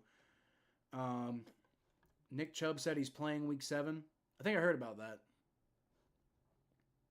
Oh, shit. That's against us. Well. Maybe we'll need a little bit of offense to beat them then. Which is going to be rough because they have a good defense. Browns do have a good defense. Got to give them credit for that. But I don't know if Nick Chubb coming off the injury is at least immediately going to be great. And maybe that's me coping too. I sure hope that's the case. Maybe he needs a week to warm up. That'd be good. Okay, then we play the Eagles. So next 3 games, we play the Browns, Eagles, and then I think the Raiders, right? Yeah, Browns, Eagles, Raiders. So if we can just get away with a win in this week, then we should be able to beat the Eagles. We should be able to beat the Browns. We should be able to beat the bum-ass Raiders. We can get to 4-4. But damn, the offense playing like this, you just don't see it. And I was talking about how, like, week 1 was fluky, you know, like, yeah, the Patriots, you know, they barely scored any points against the Patriots, but that was a really fluky game and whatever. But, like, this hasn't been fluky so far. This has just been the offensive line being bad, which is abnormal for this season, to be fair. The offensive line generally has been good this year. So maybe, you know, we've heard a lot of talk about how good the Giants' defensive line is. So maybe even without Kayvon Thibodeau, maybe the Giants' defensive line is just so good, and that's the Bengals' Achilles heel. Is the offensive line, and then hopefully you're not going to see another defensive line like the Giants this year, or at least coming up. Like, so you got the Eagles, who have a good defensive line. I think the Giants might be better. The Browns, I mean, you got like Myles Garrett, and like they have a good defensive line. I don't know if it's quite as like what you're seeing out of the Giants right now. And then the Raiders, again, not quite up to the. Sorry, not quite up to their level. So, at least I hope. I mean, there's not really any games you have this year where you're not facing some sort of concerning pass rush. Maybe the Titans, but they still have Jeffrey Simmons. So, maybe the Broncos. Maybe the Broncos, you're not too worried about their pass rush all that much. But, man, you're gonna need to get something going this year. And you can't just rely on the offensive line and the offense to just, like, put up 30 every week. So, I mean, the defense is having a good game today, but it's partially because the Giants are bad. And I'd almost wager to say it's mostly because the Giants are bad, you know? I'm not, like, we're winning right now, and I'm not gaining any confidence. Like, cool, we're winning. We should be winning by a lot more. The offense should be a lot better than it is right now. But, you know what, I'll take winning. You would score 75 on us. I don't know, maybe, Mikey. I mean, Baker Mayfield scored 51, so I don't know about 75, but I get what you're saying, too. I don't know. Not the way they're playing right now, but the way they've generally played all year, because, I mean, dude, they played the, who they played? They played the Patriots, didn't do so great against them, but they played the Chiefs. Chiefs have a decent pass rush, and the Bengals offense did okay, better than they're doing right now against the Giants. They did well against the Commanders, who don't have the best defense, to be fair. They did well against the Panthers, who also don't have the best defense, to be fair. Offense did well against the Ravens. The Ravens have a good pass rush. So, I mean, it's not like they can't do well against a good pass rush.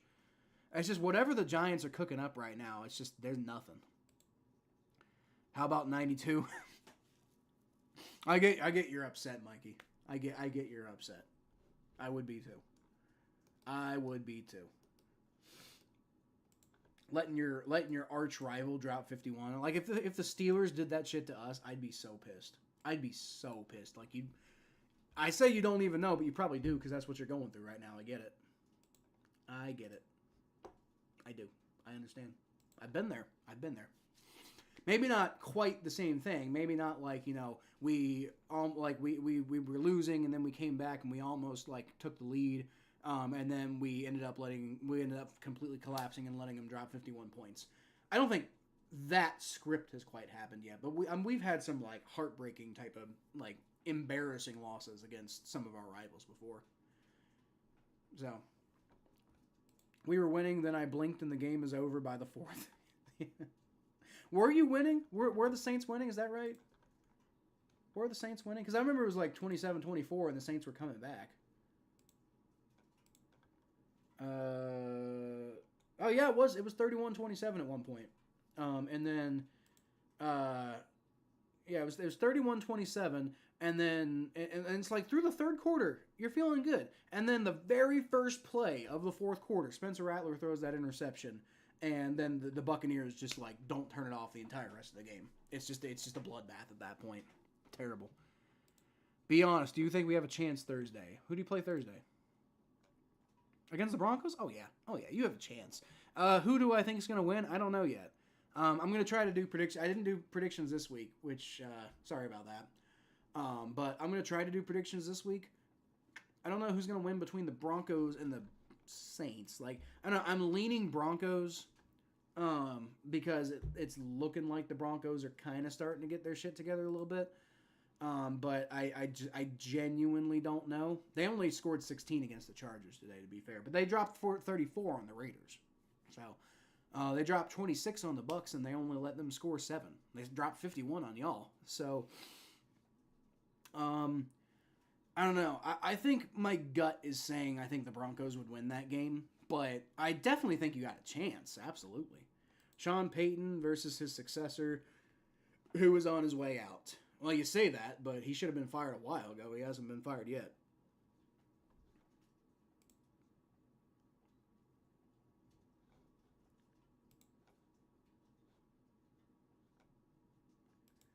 All right, we're about to get back to this game.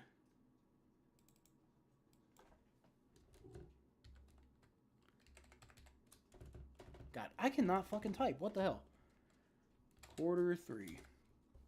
All right, back to this game, and I'm just really hoping we see some life out of that offense in the second half. Like, man, I'll take if we finish this game winning 7-0, I'll take that. You know, a win's a win at this point. I just need a fucking win. But God, I really would like to see the offense get some stuff done. You know, I know it's been tough, but because of that pass rush, but you've got to figure something out. It can't just be Joe Burrow running for 50 yards, because how often does that happen? It's not that often. What I do think the Bengals should do is maybe start working in some more like run pass option. Not so much like RPO. Not so much like giving Chase Brown the option to or giving him the option to give it to Chase Brown. It is still halftime, by the way, so I may have jumped the gun a little bit on that. But maybe work in some like RPO, and by which I mean give Joe Burrow the chance to scramble a little bit, and maybe make them have to like maybe not rush him so hard, and maybe you can make him, you know, and then if they do, then, you know, Joe Burrow can punish them by like just getting like 10 yards here and there. I guess the Giants are getting the what? I swear I thought the Bengals got the ball. I guess the Giants are getting the ball first. I must have totally misremembered that. It's going to be a touchback. The Bengals did... Okay, so the Bengals did get the ball first. That was Joe Burrow's touchdown run was the first drive of the game. So that's... Yeah, all right. Well, defense got to play some football here. Defense has got to play some football here. They've been doing good today, you know, not great. There's been some issues, but the one drive that was particularly concerning, they ended up getting an interception, so it worked out. But then punt. I'll read your last comment here in a second, Mikey. Hold on. Daniel Jones under center fakes the handoff. Tyrone Tracy, he's gonna throw. It's wide open. It's Darius Slayton. Nobody's, like, Cam Taylor-Britt isn't even covering him. What the hell are you doing? Looks like he didn't catch it, though. That's hilarious. It's going to be 2nd and 10. So I guess it worked out. Whatever. See, when this defense is working the most, that's generally how it goes. It's like, you know, you get pissed at them, and then you're like, oh, it worked. Huh. Okay. All right, 2nd and 10. Daniel Jones is going to hand the ball off to Tracy this time. There you go. B.J. Hill gets to him in the backfield, and I think he maybe let him get back to the line of scrimmage before taking him down. But either way, great play. Great play. All right, 3rd down. If he doesn't get fired, he has embarrassing pictures of Mickey Loomis at a Christmas party. He must. He must. He must. How about your Saints now? Enough said. Yeah, they're not looking so good right now. And not looking so good. I think they got a chance next week against the Broncos, but I think I would probably lean Broncos if I'm picking, which I will. We'll see how I feel. Daniel Jones takes a shotgun snap, rolls back, and there's a flag on the play, and he gets it to tight end, who jumps over DJ Turner for about a 9-yard pickup. DJ Turner's not having the best game today. I think it was a false start on the Giants, for what that's worth. Okay, so the guy who caught the ball, by the way, was Theo Johnson. That was a tight end I was thinking about the Bengals targeting just because of his pass blocking abilities. Ended up going to the Giants. I didn't know that. So it is a false start. No, it's an illegal formation, actually. Okay, never mind. I guess illegal formation and false start are the same motion. But yeah, it's illegal formation. It's going to be 4th and 2. Why is Zach Taylor confused? I'm kind of confused right now. Why is Zach Taylor looking around like he's... The Giants are acting like they're going to go for it from their own 40. This is a pretty significant risk here.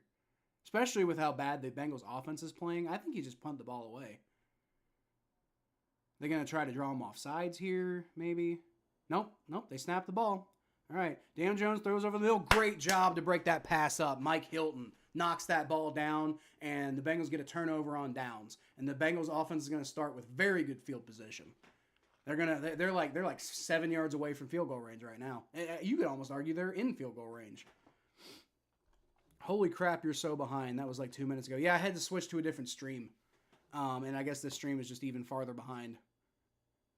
Sorry about that. Saw that play like 2.5 minutes ago. Yeah. So if you want, you can like pause the game and then sync me up with it. That's what I do with Tom Grossi all the time, but or you could just ignore it.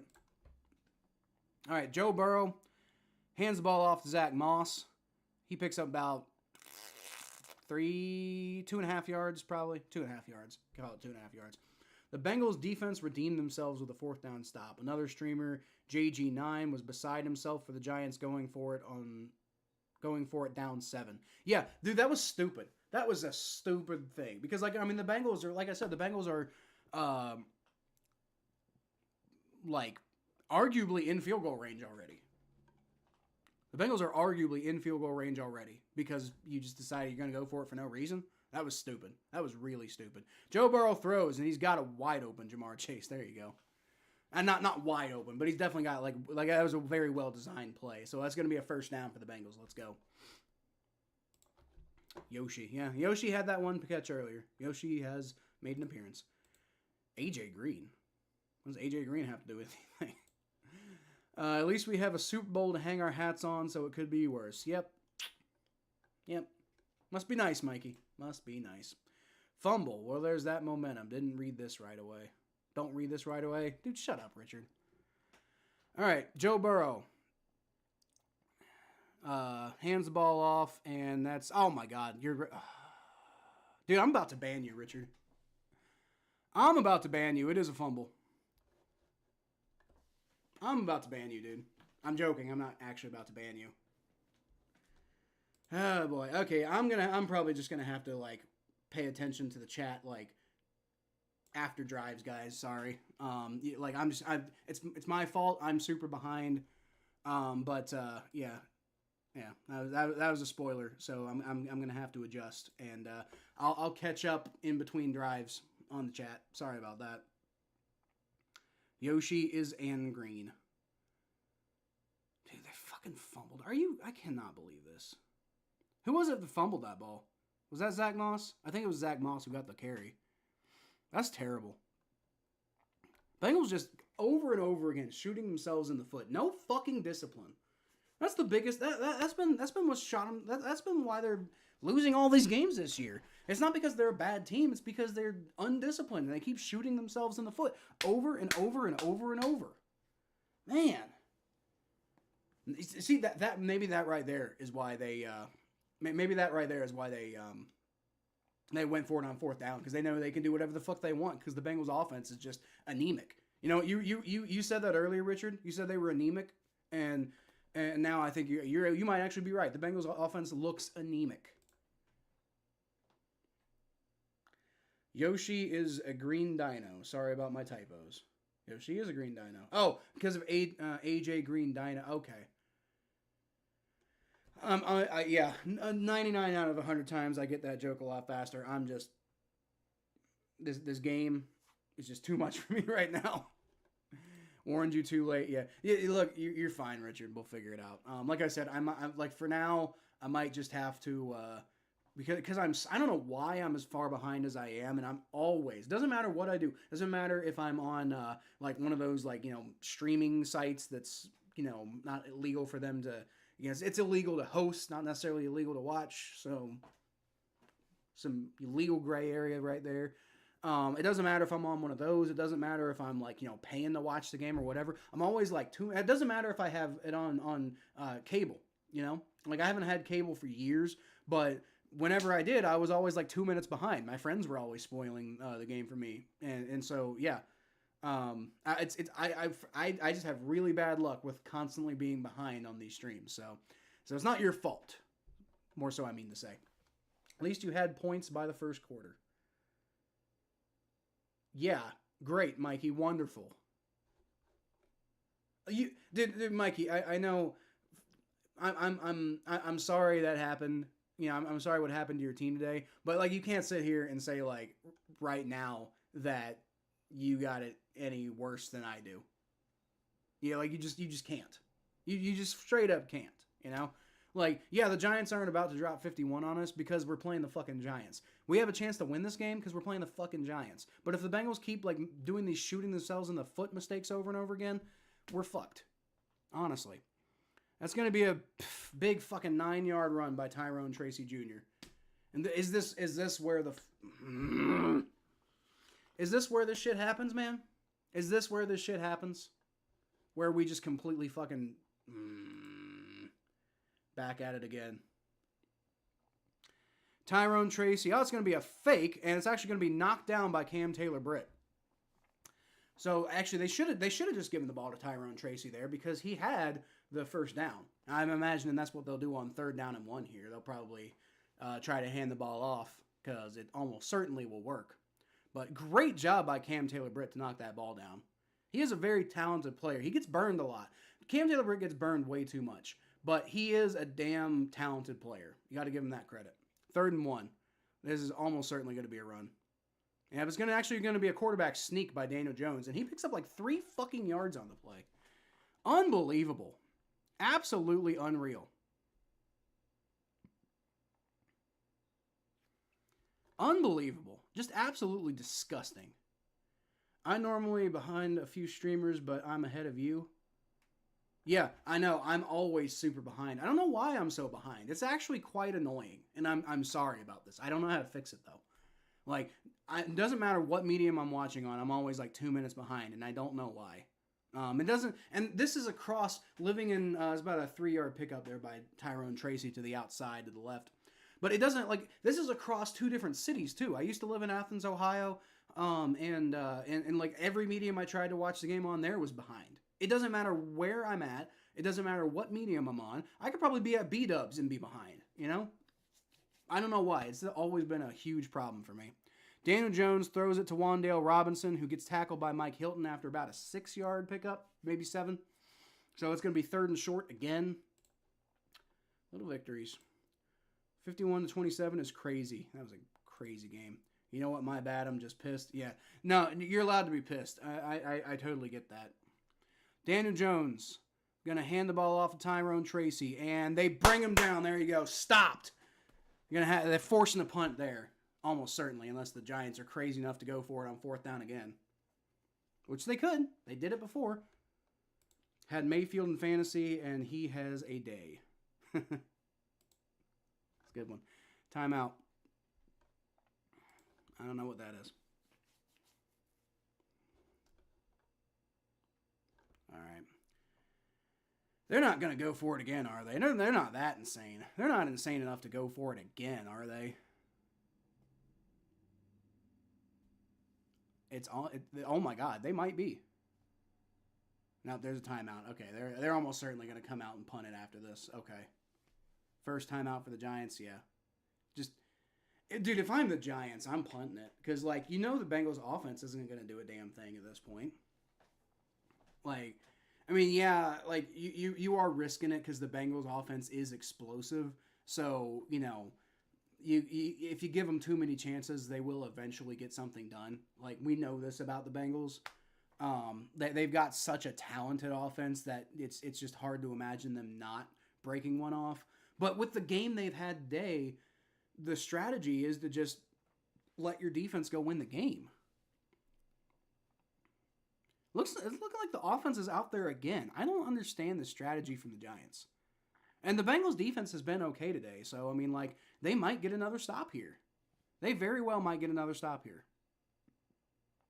That'd be crazy if they do. That would be absolutely insane if they do. All right, Daniel Jones, shotgun formation. He takes the snap, and he's going to run it himself, and he pitches it to the outside, and there it is. Yep, that worked out. Sam Hubbard was the one who tried to get it to tackle him, but he was not able to bring him down. Giants convert the first down that time. Damn. Big missed opportunity there on defense. Oh, I'm sorry. It was actually, it wasn't Sam Hubbard finished the tackle. It was somebody else. All right, Tyrone Tracy's going to take the handoff, and he maybe gets about 1.5 yards there. Run defense is getting better. Please stay that way. Zach Taylor is over there looking like pissed on the sideline, and I don't even know what to say about Zach Taylor anymore, man. Like, if it ain't working anymore, it just ain't working anymore. That's just all it is. All right. Daniel Jones, shotgun snap. He throws out to the right. Oh, my God. Nobody can fucking tackle him. Tyrone Tracy picks up the first down. There's a flag on the play.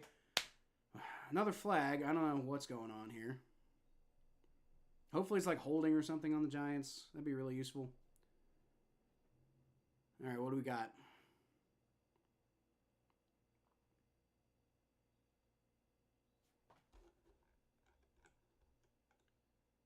Whatever it was they're saying is first down. They must have waved off the penalty because I didn't see anything come up on the screen there. Good God.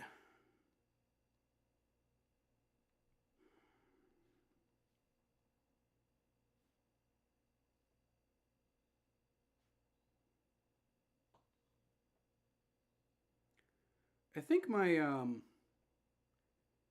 my chat is no longer working on the desktop because I see some new chats on my phone and none on the desktop. So if I'm not seeing your messages right now, sorry guys. I might just have to exit out of that and restart.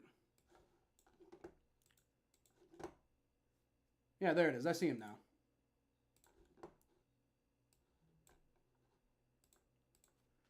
There we go. Bear with me a second.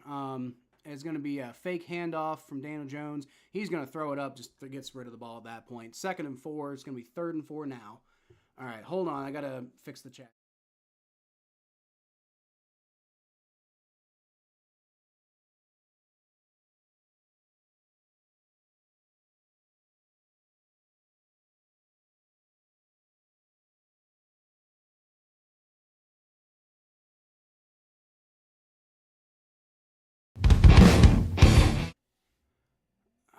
Cam Taylor-Britt manages to stop the Giants on 3rd down, and I think he caught the ball, but it's only about a 2-yard pickup, so it's going to be 4th down again.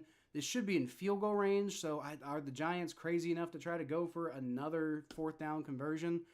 The NFL Next Gen Stats are recommending to go for it, so I don't know, man. I don't know. Let's see.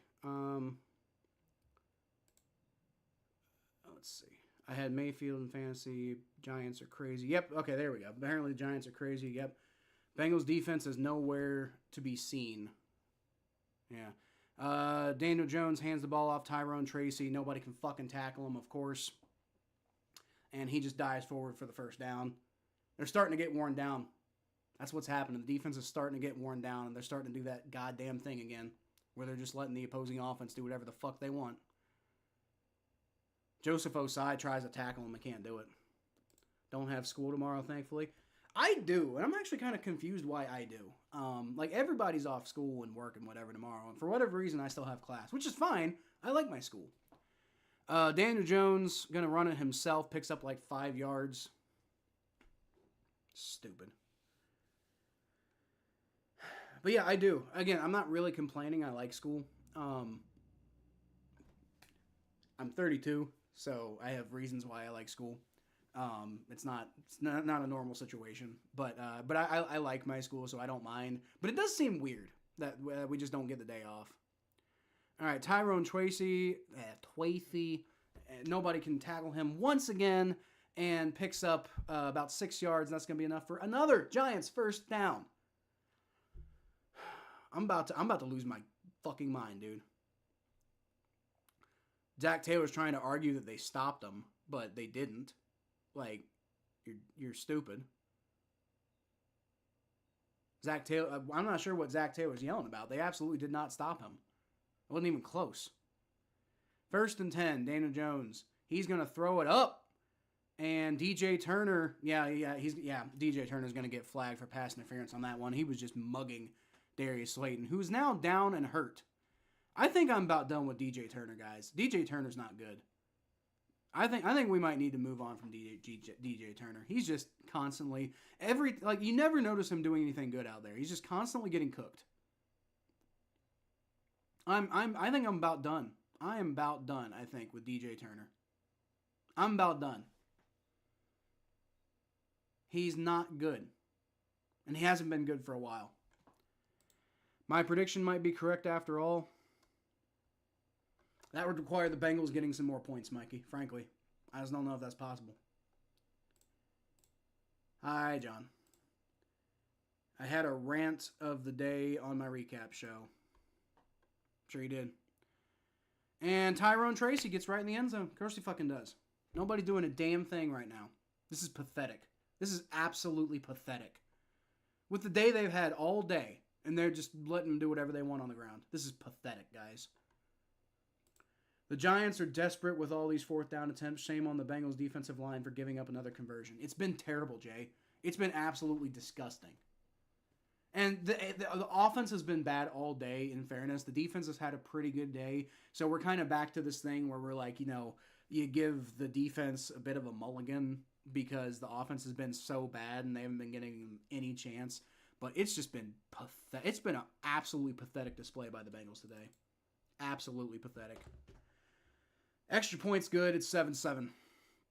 Absolutely unbelievably pathetic performance by the Bengals today. Even if we win, great. But I've said that too many times. I've said that too many times this year. If we win, great. But it's been bad. And then we don't win, We could lose to the Giants today. And just get Dude, if we lose to the Giants today, I might be giving up on the season. Like, it's not over, obviously. They could turn things around. But if you can't even beat the fucking Giants when it's handed to you on a silver platter with all these injuries they have, what makes you think you can beat anybody? The fact that we beat the Panthers is remarkable. The way this team's playing, man. Unbelievable. Absolutely unbelievable. I cannot believe what we're seeing. This has got to be the most disappointing season I've ever seen from the Cincinnati Bengals. Like, I can't think of another time when there's been so much hype surrounding a season and they come out so flat and just like absolutely look like they have no clue what's going on. I've seen worse seasons where they play worse, but I've never seen another season where we had so much hype going into it and then the actual result we get is just this consistently bad. You can maybe make the argument that 2023 was kind of rough at first, but then they got going and then Joe Burrow got hurt and that sucked. But that's not what we're talking about. We're talking about just the whole team just being completely inept the entire fucking season.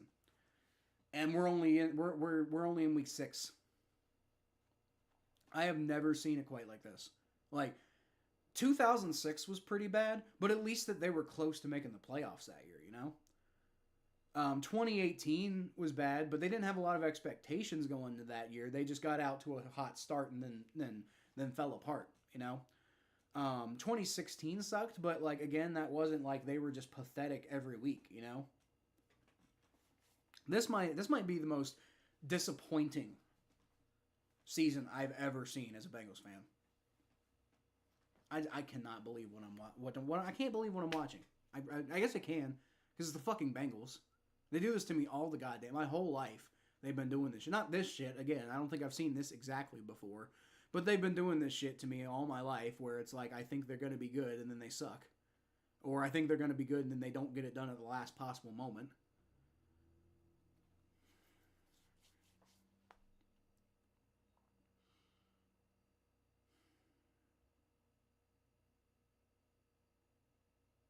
This is pathetic. This is absolutely pathetic. Welcome to the Can't Tackle Worth a Damn Club. Yeah. Finally, they got a deep throw out of Burrow. I didn't see that one, Richard. Kind of don't care if it's a spoiler. I'm glad. Cool. I don't think I would have reacted all that crazily anyway because I'm just so fucking pissed right now.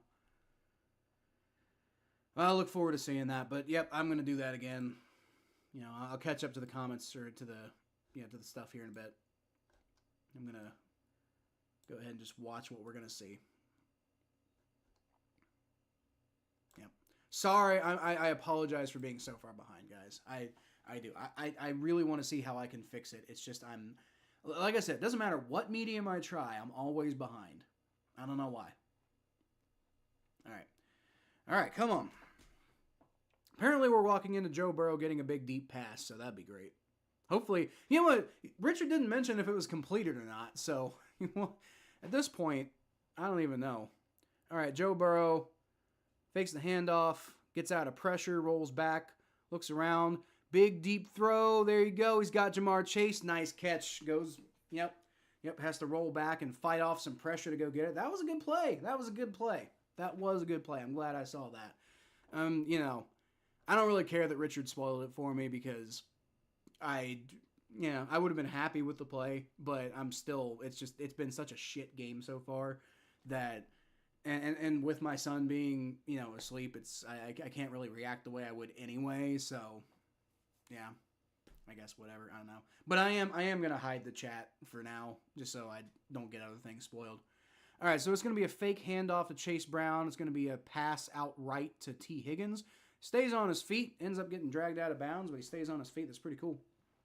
Maybe about 6-yard pickup. I think about a 6-yard pickup. That's right.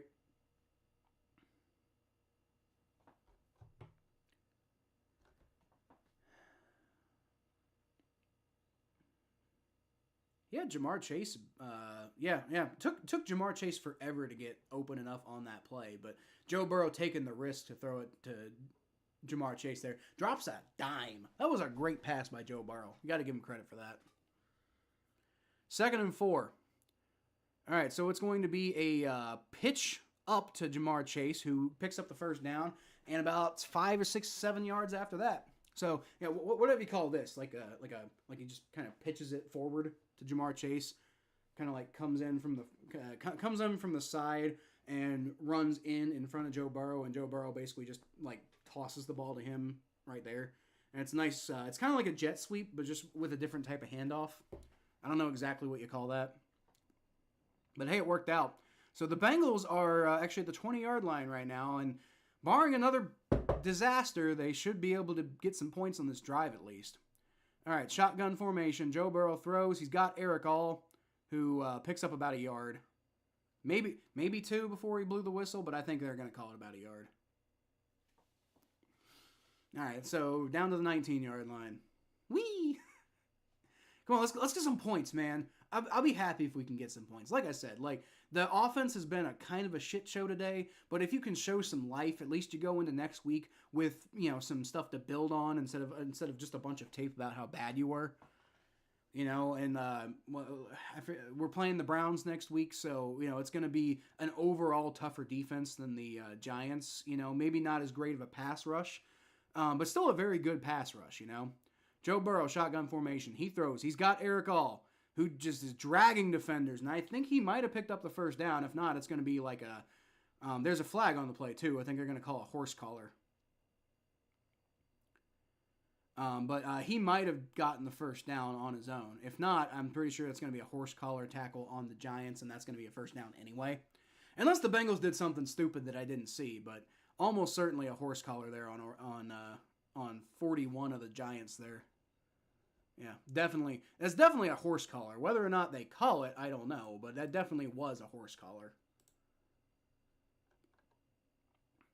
Yep, first down for the Bengals. Yeah, Micah McFadden, the one making that tackle, who had the horse collar tackle.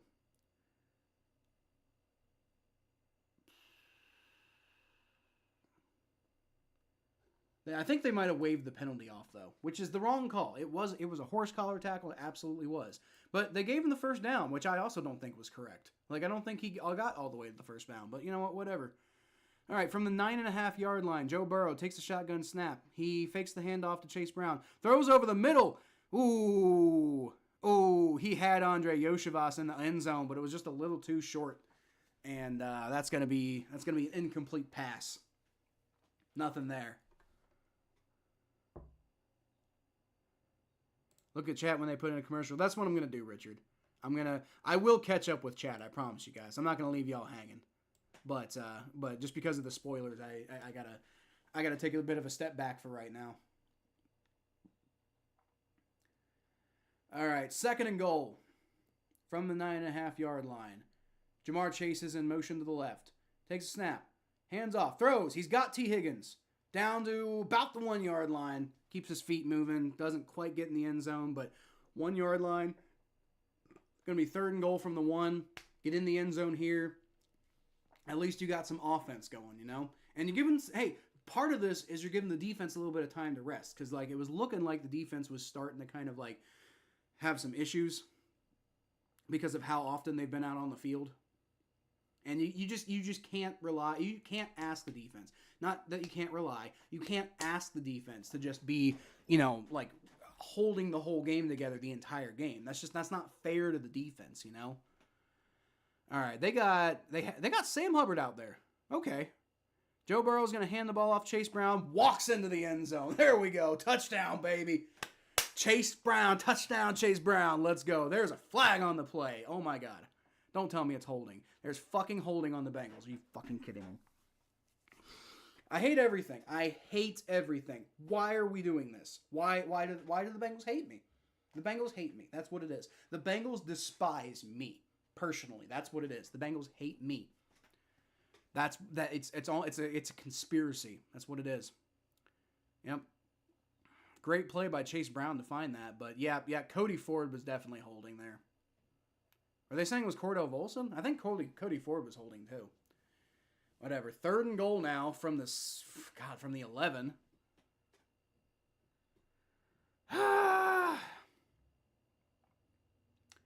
Joe Burrow takes a shotgun snap. He's got decent protection and has got to get out of a sack. Ends up getting sacked. Are you fucking kidding me? Dude, unbelievable. That's another, like, he can't even keep his eyes downfield because he's just got to, like, watch his offensive line the whole damn. Now they're going to have to settle for a field goal. God, what an absolute shit job by the offensive line today. It has just been a shit show by the offensive line. They've had such a good season this year. The offensive line has been really good this year. And you play like this against the Giants, that's the result you're going to get. You know? God, I hope Frank Pollock lays into them after this game. 37-yard field goal attempt. All right, hold is good, kick is up. That's good. Okay, so at least we have a lead again. Oh, my God. How painful is this game? It's 10-7 now. All right, so let's catch up on these comments. It's completed, yep. LSU Ole Miss game was crazy. I wouldn't know. You just jinxed it knocking on the wood. How do I prevent it without knocking on the wood? I don't have anything else to do. Like, I'm not going to throw salt in my room. Like, throwing salt over my shoulder. So, I don't know. McFadden is a kick-ass last name. It's a pretty good last name. Nice Scottish last name. 1 step forward, 2 steps back by shooting themselves in the foot with that penalty. Dude, I'm so mad. Like, I'm glad we're winning. And I'm glad we're playing the Giants. But, oh my God. Aw, shoot, I'm streaming Thursday Night Football. I'm sure you are, Mikey. Why, God? Oh, yeah, because the games are typically bad. That's fair. They got sacked. Yep. That was... Dude, this offensive line has just been, like, uncharacteristically bad tonight. Because the offensive line has been better this year. That's part of what's been so frustrating about this year, is the offensive line has been better, and the team has just been worse overall. Like, they finally fixed the offensive line, and everything else falls apart. Like, of course that's what happens. But, But then that's just even more frustrating tonight is because the offensive line just is absolutely getting ransacked today, despite the fact that they've been having a good year. They just been getting demolished today, and I don't know what the problem is. God, I can't wait for the next week. Whether we win or lose this game, you're going to have Bengals fans in all these Facebook groups constantly being like, "We've got to fire Frank Pollock." You know, even if the Bengals win, they're still going to be saying it. I can see it now already. They're just going to be ripping Frank Pollock a new one, and maybe he deserves it. I don't know, but I don't think he deserves to be fired. Well, the Saints hate me. We're both hated. Yep, the Bengals hate me, dude. The Bengals, I guarantee, that's what it is. That's what it is. The Bengals, because I was born, the year I was born, the Bengals traded Boomer Esiason, fired Sam Wyche, and hired David Shula. And then it just began the Mike Brown era of just complete and utter futility for a decade. And then they finally got good, couldn't win a fucking playoff game for years, finally get Joe Burrow, and things seem like they're going well, losing the Super Bowl, and then just shoot themselves in the foot for the rest of eternity, apparently. and now they just suck because they can't get out of their own way. They hate me. That's what it is. The Bengals hate me. They're doing this because they're mad at me. That's the only explanation. Bengals killing themselves with penalties. At least it's consistent among the offense and defense. I don't want them to be consistently killing themselves with penalties. That's not good. That's not good. Touchback. Why is it always a touchback? It's not always a touchback. They get a lot of returns and they're always to like the 30. But no, I agree. I hate the new kickoff. It's terrible. Just get rid of kickoffs. Why bother? Watch, they'll blow out the Browns next week, struggle against the Giants, but dominate the Browns because fuck narratives. Dude, you know what? If we win this week and then we blow out the Browns next week, I'm cool with that, you know? Like, this game, why do we got to struggle so hard for this game? I don't know. But if we win, at least we win. And then if we blow out the Browns next week, then suddenly we're 3-4 and the season's starting to feel a lot more salvageable, you know? I'll take that. I just... I'm not going to feel good going into this Browns game if they can't turn something around today. Daniel Jones got Mike Hilton immediately in his face, but he does get the ball off because it's just great heads-up play there by Daniel Jones, which I think is the first time in my life I've said that. Gets it off to 84. Who's that guy from earlier? Theo Johnson, yeah. Great blitz by Mike Hilton, but even better heads-up play by Daniel Jones to get that ball off to Theo Johnson. They get a first down out of it. Man, unfortunate. The year I was born, we won the Super Bowl. You were born in 2009? Yeah, I guess that would make sense. That's just crazy to me. Because, like, I was born in 92, so somebody being born in 2009 seems like... Like, my son, my youngest son, who's like 9, was born in 2014. So that's crazy to me that you were born in 2009. But that does make sense. All right, we're at the end of the third quarter. You're not allowed on YouTube. Yeah, he's allowed on YouTube. He's 14. You were born in 2010, Richard? So what does that make you? It makes you 14? Is that right?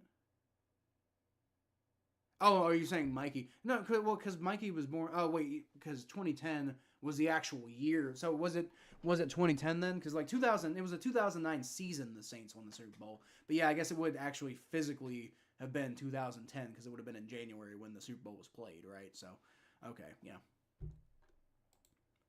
Yeah, Saints won in 2010. Yeah, they won in the 2009 season. That's why I'm thinking of it that way. But you're right. It was...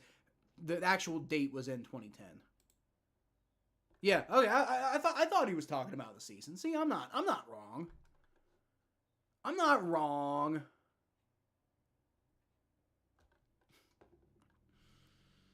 All right. Yoshi. What does Yoshi got to do with anything, John? He had a catch a while ago. Yeah, he did. It was like a 7-yard catch. It was a good catch, but he hasn't done anything else all day today. He's been pretty absent all day today. Yeah, Yoshi hasn't done much. They've been doing a pretty good job against him.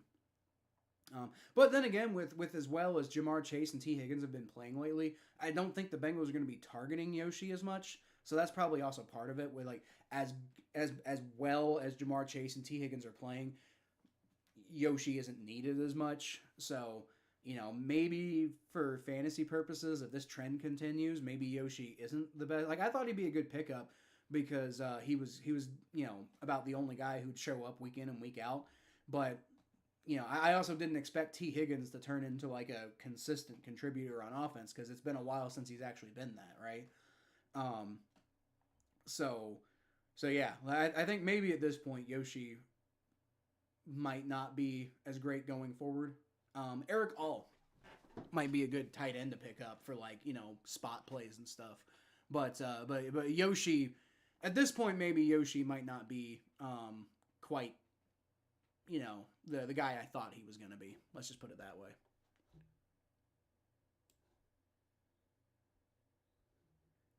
Back to not reading chat. Yep, I'm back now. You're right, Richard. Back to not reading chat. I will catch up. The Giants are on offense. I will catch up once we get a break. Probably commercial. Probably commercial break. We are in the fourth quarter now, so I need to update that. Bengals are leading 10-7, but the Giants honestly have the momentum. The Giants have the momentum. The Bengals are leading 10-7, but the Giants do have more momentum than the Bengals do. So it's not safe by any means at all, especially with the way the offense has been playing. Daniel Jones hands the ball off to Tyrone Tracy, who keeps his legs moving. Jordan Battle's the one on the tackle, and they do eventually bring him down. I mean, it's only a 3-yard pickup, to be clear. I'm not saying it was a big, huge run, but it's just frustrating because like they get to him and then they let him drag him. All right, Daniel Jones, shotgun formation. He's got Tracy motioning out to the left, and he's just going to run it himself. Sam Hubbard and was that Jermaine Pratt take him down for about a 2-yard pickup. So now it's going to be 3rd down and like 1, maybe 2. So you can get off the field here, but I don't know if I trust them to do it. They did a good job earlier in the game of getting off on 3rd downs, but all right, so it's going to be a handoff to Tyrone Tracy, and hey, they got it that time. There you go. They didn't even, I don't even know if they got to let him get back to the line of scrimmage there. There you go. So are the Giants going to go for it again? Because they've just been doing that on every day on 4th down. And they're right around the position that they've been doing it at. Next Gen Stats recommends to go for it. So yeah, I'm guessing they're probably going to go for it here. It's 4th and 1. And they've been converting them. So why the hell not? Yep. Giants offense is going out there. Lou looks pissed. Why? Stop him, man. All right, Daniel Jones takes the I think he just barely got across. I think he did get there though. I think Daniel Jones did just barely get across the line. They did it. They did a good job of putting that wall up. Almost stopped him, but not quite. Not quite.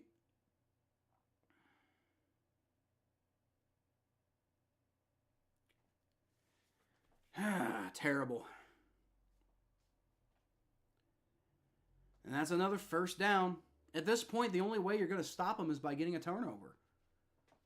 They're doing that thing again where they just let the opposing offense do whatever the hell they want. From the 45 now, Daniel Jones is going to fake the handoff to Tyrone Tracy. He rolls back. He throws. He's got him. Down to the 40. Almost picks up the 1st down. I think he's going to be about a yard short, but holy crap. Sheldon Rankins is in there. I didn't realize he was back. So I guess Sheldon Rankins is playing again. Good to see he's not hurt anymore. At least the guy we paid all that money to. But it doesn't really look like it doesn't look like he's making that much of a difference. I think Sheldon Rankins was not the one who made the tackle, but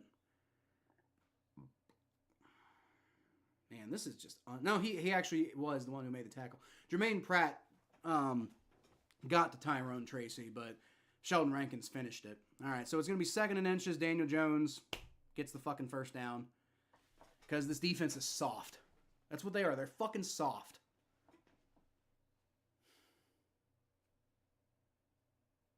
This defense is fucking soft. That's what they are. pathetic. Listen to me. Me sitting here calling a bunch of professional football players soft. I want to be clear. I'm not saying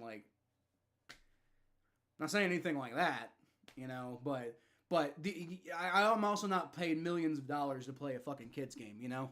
So they're soft. Daniel Jones is alone in the backfield on this one, and a little bit of pressure, not much. Throws the ball, and he's got Tyrone Tracy for about a 4-yard pickup. I think Jordan Battle was in coverage, and I think there's a stink bug in the room. I'm going to have to do something about that later.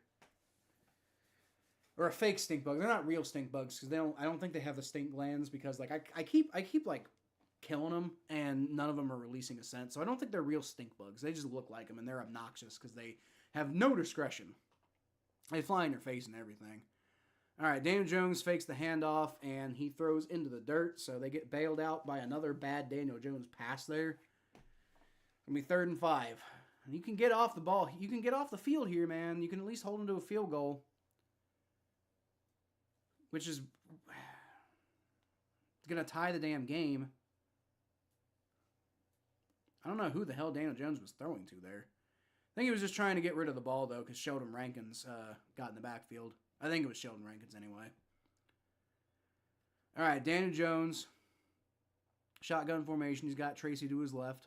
Takes a snap, rolls back. Throws over the middle and batted down. I didn't even see what happened. I think it hit B.J. Hill in the face. All right, so it's going to be 4th and 5, and I imagine the Giants are just going to take the field goal here. Tie the game. So, hey, they did something. Okay. No, it didn't hit him in the face. It hit him in the elbow. May have, bumped him in the face or something, but, yep. Either way, B.J. Hill knocked that ball down. All right. For the field goal attempt. Kick is up, and that looks like that's... Oh, no, he shanked it. He shanked it. There you go. All right, Bengals stay on top. That's going to be a turnover. That's the softest turnover I've ever seen. But, hey, they take advantage of the Giants missing that field goal. All right, let's go. I'll take that. Come on. All right, offense, come on. You got another opportunity to go out there and make this a harder to reach ball game. If you can get in the end zone and not commit a fucking penalty, then we got a chance. All right, I'm going to catch up with these comments. It's the end of the 3rd. Probably not since it just ended. Yeah, I had to go back to that. Dennis Allen needs to go to New York and get out. Anywhere that's not New Orleans, right? I think that's the deal. Quarter 74. It feels like it. Dude, this has been a rough game. This has been a rough game. Do they ever punt? All they do is punt in this game. All we're getting is a bunch of punts and then oh, you mean because they keep going for it on 4th down? Yeah. Now it seems like they're trying to be super aggressive, and it didn't pan out for them this time. You accidentally set up to quarter 74. Yeah. So yeah. Until New Jersey scores. Huh. No, you're right, Richard. You're right. I did have to wait until they scored. Oh, no, they didn't. They missed the field goal. I'm dumb. Until a scoring attempt though. Almost scored. But I'm sure I did almost set it 74. I think I remember that, and I had to delete it. Just need 3 field goals by the Bengals and a touchdown extra point for the New York Giants, and I'm correct. Well, that seems highly unlikely, Mikey, that the Bengals are going to get 3 field goals, 3 offensive drives where they get enough to get a field goal. That seems really unlikely at this point. But you know what? I was saying that you're crazy for thinking that the Bengals were only going to score like 19 points. Turns out they're not even going to get that. So, you know what? You can at least be you can at least come away from this feeling vindicated that you were right and I was wrong about the Bengals offense in this game. Now, I would still like to hear your reasoning as why you thought that was going to happen, because there was no indication going into this game that the Bengals were going to lay an egg on offense. I don't think that that's a realistic thing to predict going into this game. I'm still confused why you said 19-17, but It does seem like you're right about the lack of offense in this game. That's for sure. Yet another fourth down convert by the Giants, much like saved by the Bells, Zach Morris. The Bengals defense is trash tonight. Well, no, I mean, they've only let up 7 points, so they're not trash. All right, okay, I'm going to have to catch up with those comments more in a little bit, I guess. All right, it's going to be a handoff to Chase Brown. He picks up about 5 yards. Okay, actually, I'm going to try to catch up with some of these. Build the wall and make Lou Anarumo pay for it. Well, but yeah, I think he might need to pay for the bad offense or bad defense that's been this season so far. But hey, I mean, they've been stopping the Giants today. You got to give them credit. But then again, it's been a lot of being bailed out by Daniel Jones being bad. That's the main thing. Go for a field goal. I think in that situation, field goal makes the most sense because like you got a chance to tie it. Not chairman soft. They're actually strong. Fair enough.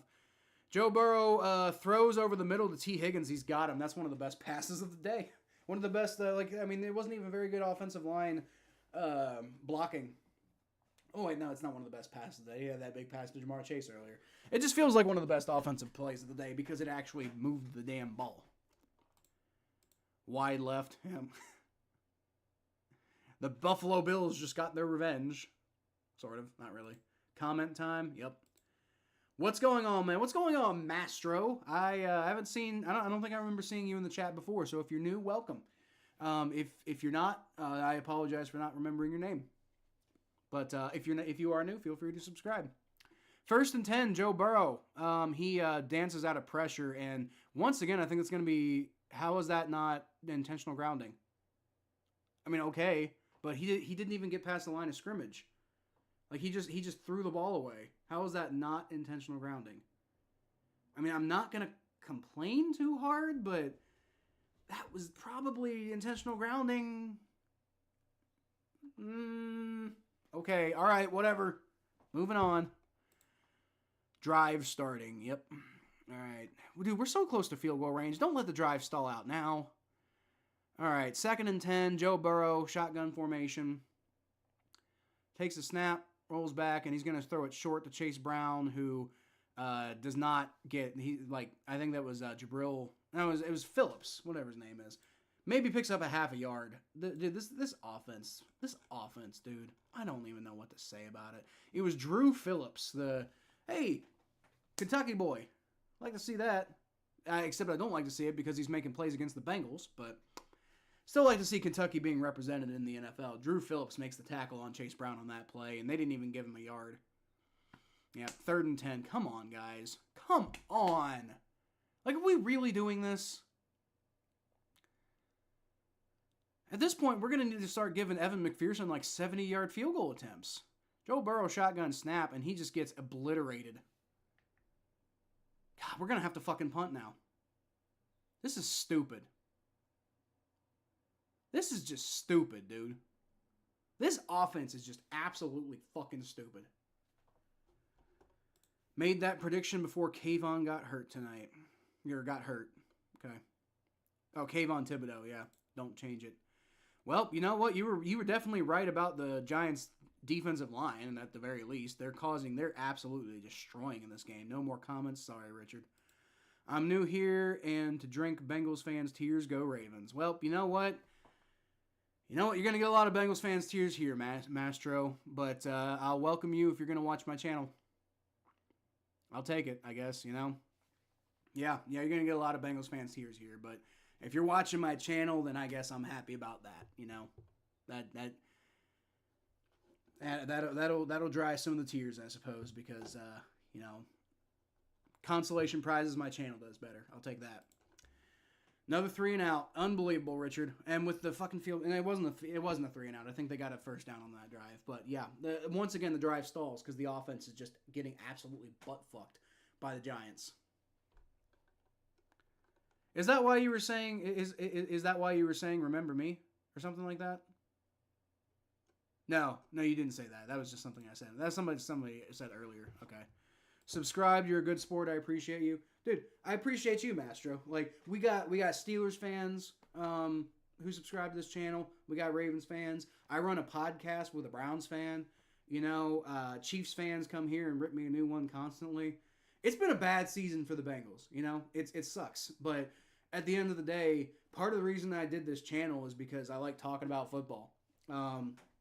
And if the Bengals are gonna suck, at least I get to hang out with people while they suck, and it just makes me like the thing that sucks the worst is when the Bengals are really bad, and then you just and then you're just raging in your house and nobody hears you. At least this way, it's kind of funny, you know. That's the way I see. Ban Mastro.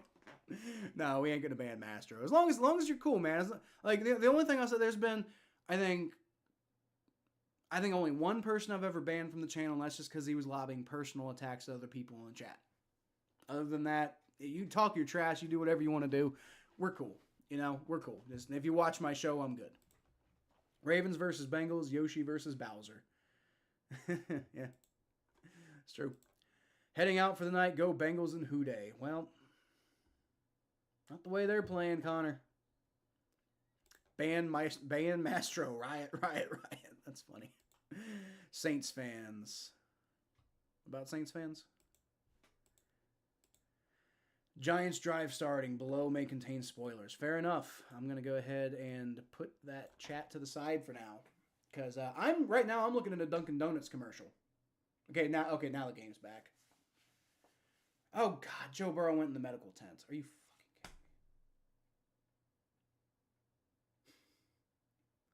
Why do the Bengals hate me? Why do the Bengals they despise me? They decided I hate Kyle Phelps, and I'm just going to be as mean to him as possible. That's what the Bengals are doing, you know? All right. Daniel Jones, under center, fakes the handoff, rolls back. No fucking pressure. He's got a wide open Darius Slayton who picks up like 14 yards.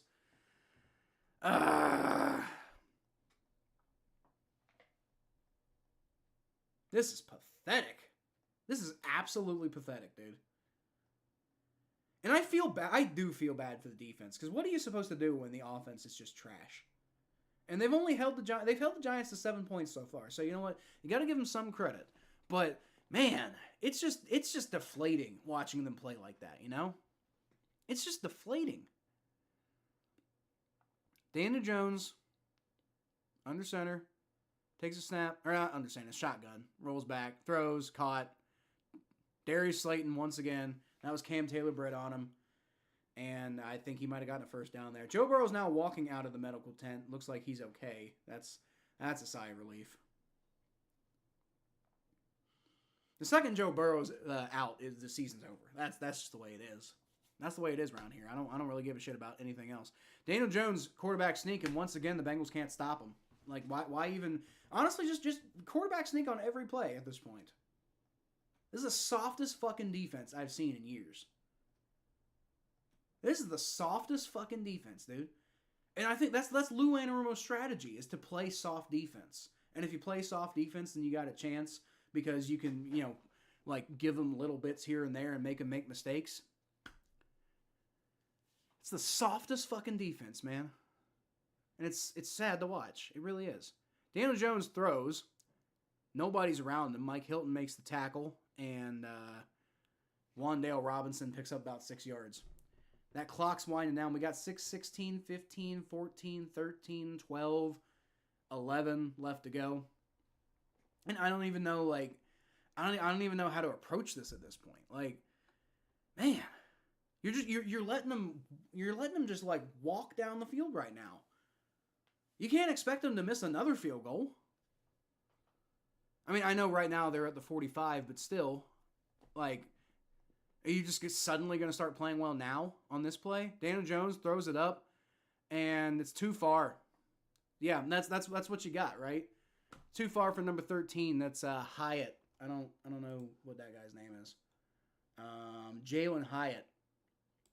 Daniel. So yeah, you can't just rely on Daniel Jones just to miss passes all day. I know he's been doing it a lot, but with how bad the offense is playing and how much you're just letting the Giants walk down the field, eventually he's going to string a few passes together. Eventually, Daniel Jones, any NFL quarterback, is going to get a streak together. You can't keep doing this and expect good results. All right, it's going to be a handoff to Tyrone Tracy, who just gets right through in the middle, cuts through the defensive line like butter. It's absolutely awful. Picks up the first down. Probably picks up another 7 yards after that. Unbelievable. Absolutely unbelievable. You cannot rely on this defense. That's the problem. Like I know they've been having a pretty good game day. They've only let the Giants score 7 points so far. But the problem is whenever you have to rely on the defense, they just don't get the job done when it matters. Tyrone Tracy once again gets the ball, and he picks about 5 yards on the run. And they're really close to field goal range now. Like, you cannot rely on this defense. That's the problem. Even when they have good games. You know? It just so happens to be the good games they have are the games where the offense is bad. And then you still can't rely on the defense to get the job done when it matters. That's the problem. It's like these fourth quarter things where, you know, like they've been having to, like, you know, hold up the offense all day, which is unfortunate. But the problem is that's still your job. And they just can't do their job throughout, like, every situation that comes by. 2nd and 7 from the 40. Daniel Jones throws, caught. About a 5-yard pickup. That's field goal range right there. Pathetic. Just absolutely pathetic.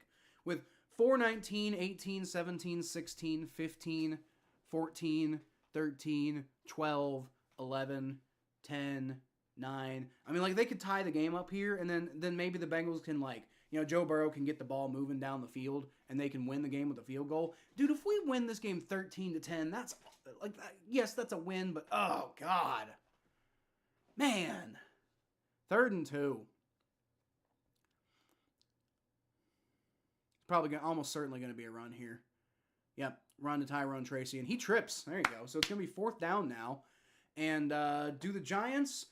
What the Giants should do here is they should try for a field goal. What they're probably going to do is they're probably going to go for 4th. They're going to try to convert on 4th here. What they're almost certainly going to do is trot the offense out and try to see if they can get the Bengals to jump. That's almost certainly what they're going to do. I would almost be willing to bet money that they're going to go for it here. But at the same time, maybe they're banking on that and they're just expecting the Bengals to jump. We'll see. With 3:09 left in the game. Actually, yeah, because, you know. All right. Well, they're going for it. Daniel Jones takes the snap. He throws over the middle, and that is knocked away by DJ Turner. There you go. 4th and 3. The Bengals get a turnover, and if the offense can just hold on to the ball, we might win this game 10-7. God, that doesn't feel good to say. But hey, we might steal one here. We might steal one here. Let me go ahead and catch up with the comments now. I have a Buccaneers fan that watches my show. I've got a Steelers fan. I've got a couple Ravens fans. Obviously some Browns fans. You know? Spoiler, both teams suck. It's true, Richard. Dude, I want to be mad at the defense, but, like, they do keep getting it done, you know? They do keep stopping them from getting points. But it's at the very last second. Like, they keep letting them get into these positions. I don't know. It's tough. And it is against the Giants, and the Giants have a really bad offense. So it's like, I can't be too hyped about the defense, but, you know, give them credit for guys getting it done. Yeah. The tackle on Joe was nasty, especially in slow-mo. I wasn't paying that much attention, honestly, in slow-mo. Pick 6, manifesting it. Fuck you, Richard. Oh wait, no, because the Giants were on the Giants were on defense, or the Giants were on offense. So never mind. Thank you, Richard. You're great. Because now we're heading into the Bengals being on offense, so like that would kind of suck pretty bad. But yeah, Falcons fans are soft. I didn't get mad at them for running up the score. Isn't that the definition of insanity? Doing the same thing, expecting a different result. Yep. Not sure what they didn't get the points on. Why they didn't get the points and go into OT.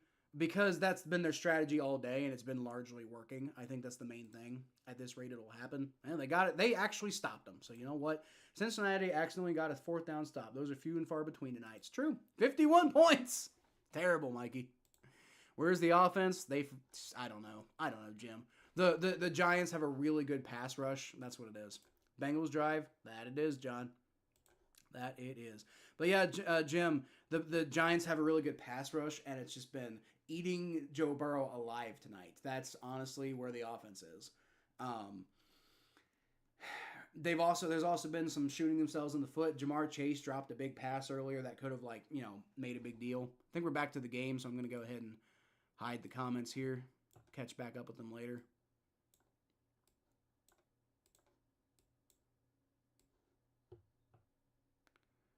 All right. 4th and 3. Great job by DJ Turner. I'm sitting here talking about like I'm tired of DJ Turner, but like, he does make some clutch plays. You got to give him credit. DJ Turner has talent. He's got to be more consistent though. All right, Joe Burrow's going to hand the ball off to Chase Brown, who just gets eaten alive in the backfield. He manages to stiff arm Brian Burns and still gets tackled like 2 or 3 yards behind the line of scrimmage. Man. So the strategy here, I think, with the Giants having 2 timeouts left, the strategy here is just run as much time as you can off the clock, try to get a first down, and then just try to basically salt the game away, honestly. Because like the Bengals winning 10-7, I think is now their strategy. 2:24, 23, 22, 21, 20. The Bengals are just trying to let that clock run down as much as possible. Joe Burrow hands the ball off once again to Chase Brown. Cannot go anywhere with it. Oh, my God. Oh, my God. What is this? Now they're going to have to throw it on 3rd down. The Giants are taking a timeout, by the way. But Joe Burrow's going to have to throw it now. And if you don't get a first down, then the Giants are going to have basically the entire last 2 minutes to try to go at least get a field goal and tie the game. And with the way the defense has been playing, they've kind of been getting bailed out by, there was a missed field goal, and then they keep going for it on 4th down, which they haven't been stopping. They did stop at one point, but the only reason they're in control of this ball game is because the Giants keep making these mistakes. And, you can't just keep expecting that to happen. 3rd and 12. And Joe Burrow's almost certainly going to throw the ball here. They can convert it. And yeah, it's an empty formation too. All right, shotgun snap. Good protection. Okay, all right. Joe Burrow rolls out to his left. He throws, and it's caught. There you go. First down, Andre Yoshivas. There you go, John. You were wondering about Yoshi. Yoshi just got that one. All right, and that's a first down there. That's a huge first down right there, guys.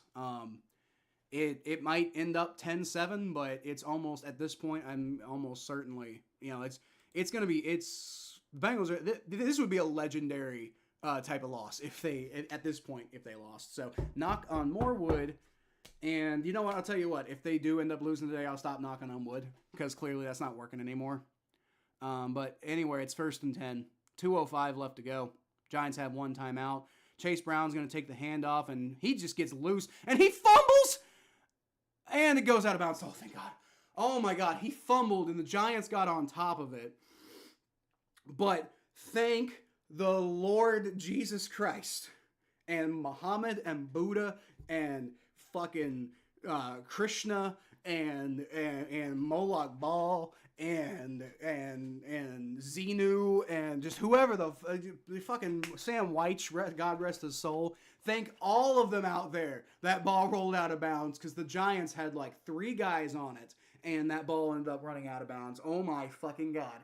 I just about lost my entire fucking brain watching that fumble. Oh my God. I cannot believe that. But hey, you know what? Still Bengals ball, and it's a first down.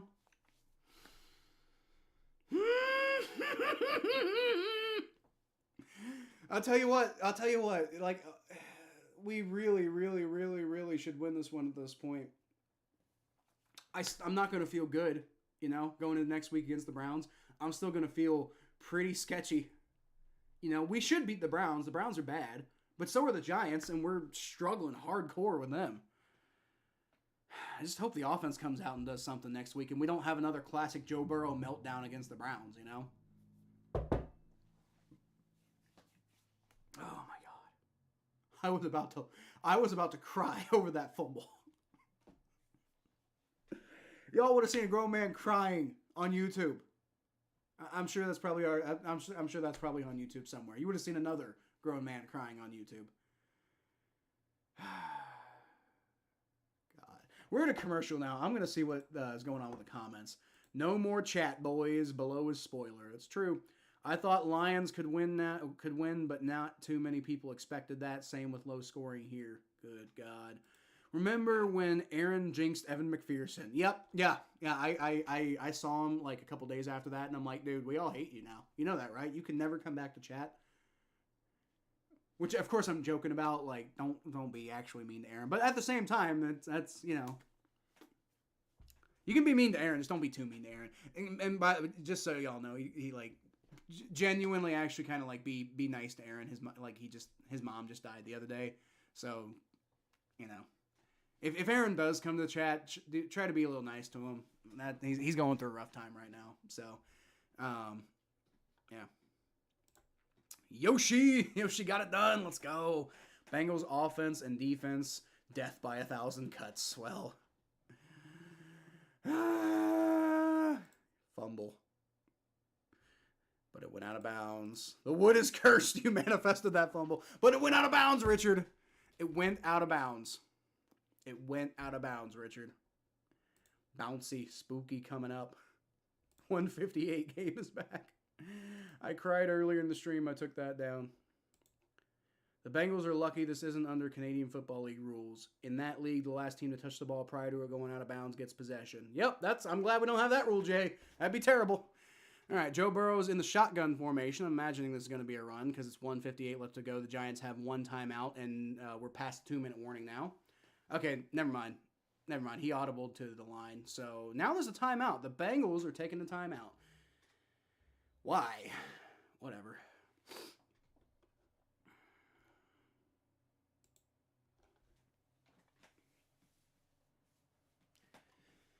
Second and three.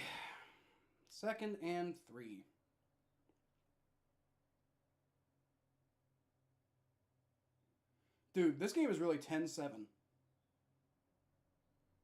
How is this game 10-7? You've had one of the most electrifying offenses in the NFL so far in the Cincinnati Bengals. And one of the absolute most catastrophic defenses in the NFL in the Cincinnati Bengals. And this game's 10-7. How the fuck is this game 10-7? All right, Joe Burrow from the pistol. Hands the ball off Chase Brown. Ooh, gets through. Down to the 10. 5. Touchdown. All right, this game's over, y'all. This game's over. Knock on wood. Got to knock on that wood. This game should be about over now, though. So Chase Brown gets in for the touchdown. Let's see. He gets the handoff from Joe Burrow. Finds a hole to the left guard. Manages to turn on the Jets and outrun everybody at that point. Good blocking. I think he kind of semi-breaks one tackle and then just goes in the end zone, and it is 16-7. All right. Well, at least we have... Oh, my God. No. You know what? Barring a safety at this point, Mikey's wrong. Let's just point that out. All right, the kick is up. Kick is up, and it's good. So it is 17-7. 17-7. Big play. Yep, it was a big play. That's true. Below is spoiler. Yep, that's why I know. That's why I hid the chat. Holy shit, they actually scored. Finally. Where's that been all game, man? Man. Only 2 touchdowns they've had today are rushing touchdowns, one of which was a 47-yard rushing touchdown from Joe Burrow.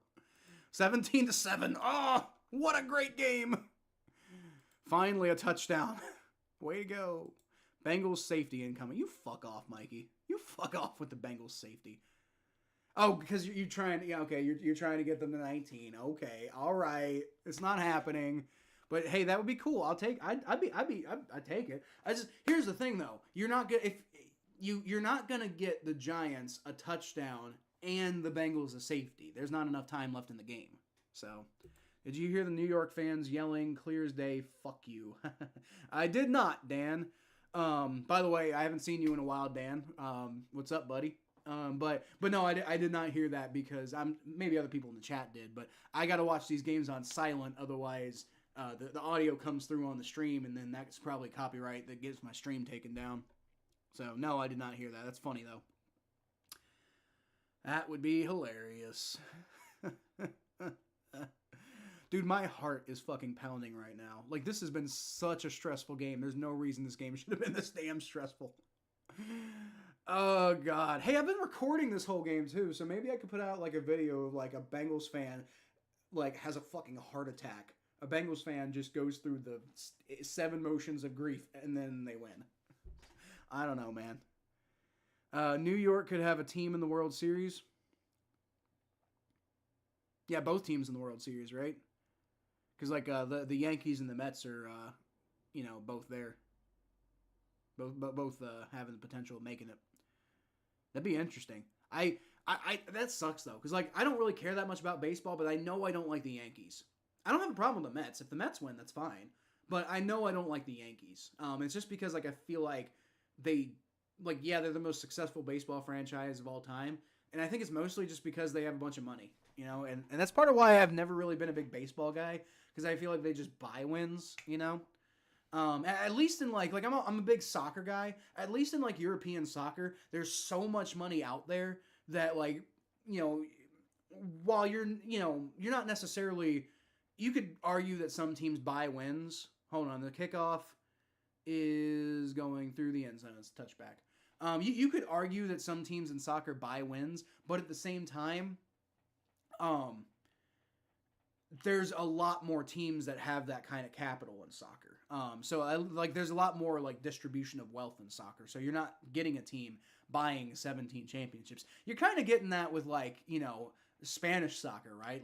Madrid and Barcelona just like constantly dominating. And I know Manchester United and Chelsea have had a lot of success, but you still get, and then Manchester City, my team, recently came up because they got a bunch of infusion of cash. But that's the point. All right, Daniel Jones gets hit as he throws, and that just goes straight in the dirt. So the Giants are in panic mode basically right now. Now it's Trey Hendrickson who got the pressure. I predicted the Bengals ballpark. Yeah, you definitely got it right that this would be a low-scoring game. I'm shocked that it was this low-scoring, but I think the Bengals are going to sneak away with a win at this point. We got a 10-point lead and 1:48 left to go in the game. Giants have one timeout. Daniel Jones takes a snap on 2nd and 10 and gets sacked by Trey Hendrickson. Yep. I'm feeling pretty confident. They can't possibly lose at this point, can they? They can't possibly fuck it up. Am I hitting the wood hard enough yet? Ah! New York has at least the Yankees before their shit again. Yeah. But they got 18 championships, right? I hate that shit. Yoshi replay. Dude, Yoshi, that was a game. That was a game defining. That first down catch by Yoshi might have won the game for the Bengals, honestly. I know that touchdown by Chase Brown was cool, but the first down by Yoshi, I think, is what won the game. Because it pretty much meant the Giants were out of realistic chances. Didn't know you had a stream. Okay, who? Mikey? Yeah, Mikey streams the games. Had someone who wanted to get my stream copyrighted last Monday. Yep, that sucks. Did you have audio or something, or playing the game or something? Nice pass break up there by Cam Taylor-Britt. I think they're going to call pass interference. I mean, that does kind of suck, but I'm also just kind of we're up 10, and the Giants are now out of timeouts. So if the Bengals get the ball back, game's over, period. So, best thing the Giants could do, really, is, maybe get some points. And then attempt an onside kick. And then as long as the Bengals get the onside kick. Yeah, Cam Taylor-Britt was early and hit him in the back. You can't do that. Can't do that, Cam. He's been doing that a lot this year. He's been mistiming those. Good night, getting tired. All right, good night, Jim. See you around. Mets versus Dodgers, Yankees versus Cleveland. Oh, God. Oh, I don't know who I'm rooting for there. Daniel Jones rolls back. He throws over the middle, and it's caught by Wan'Dale Robinson. That clock's still moving, though. That's a first down. The clock's still moving. Mets versus Dodgers. Well, obviously I'm rooting for the Mets because I don't have a problem with the Mets. And I think Daniel Jones spikes the ball, by the way. I think the Dodgers, aren't the Dodgers supposed to be like Reds rivals or something? I feel like I remember something like that. Or like old school Reds rivals or something. Like, I don't know.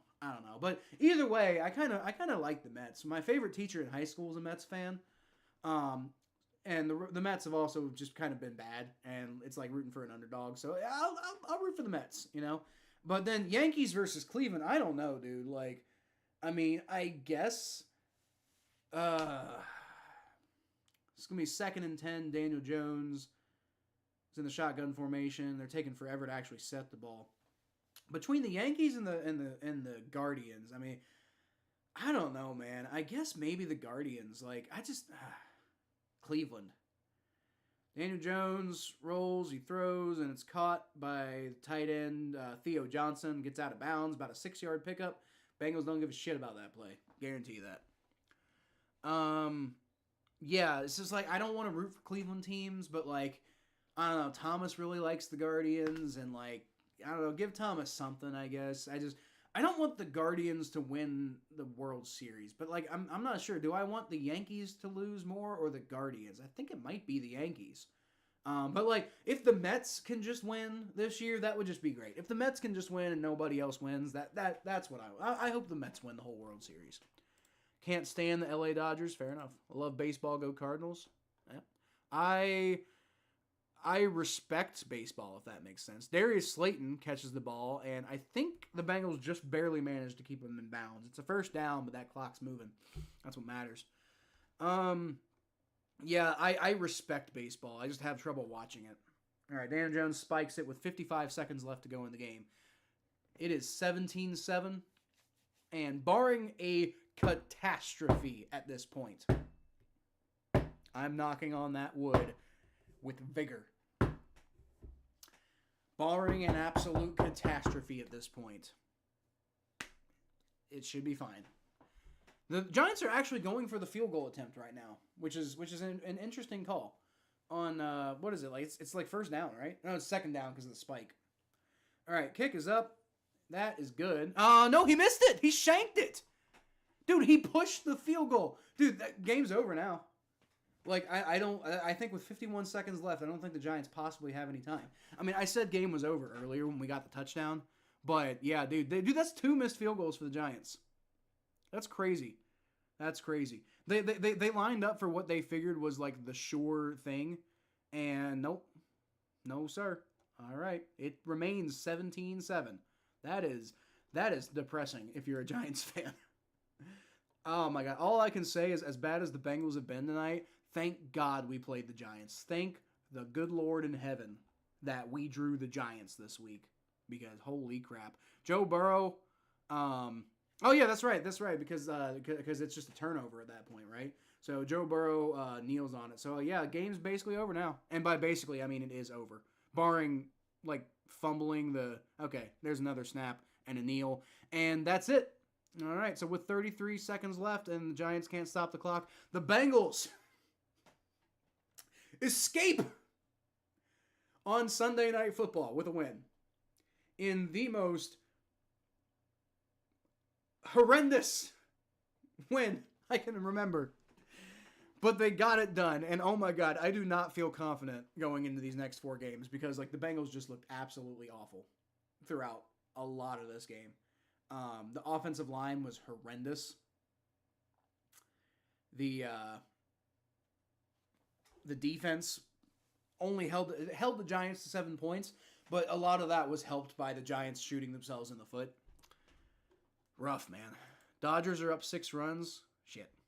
Well, that sucks. I think, honestly, as much as, like, I think I'm not supposed to like the Dodgers, I think I would root for the Dodgers over the Yankees or Cleveland, for what that's worth. What about Man City and Bayern Munich? Bayern Munich won, I think, 10 straight in Germany league titles in a row recently. That's fair, John. I'd be honest, I don't really pay too much attention to Bundesliga. But yeah, I mean, you know, Bayern Munich probably massively dominates that league. Man City, yes, Man City bought their recent success, but they haven't won. They haven't been consistently winning all the time. You know, they've won a lot, but they've also not won a lot, you know, and they haven't been competitive. They haven't been. They've been competitive, but they haven't been winning in Europe, you know.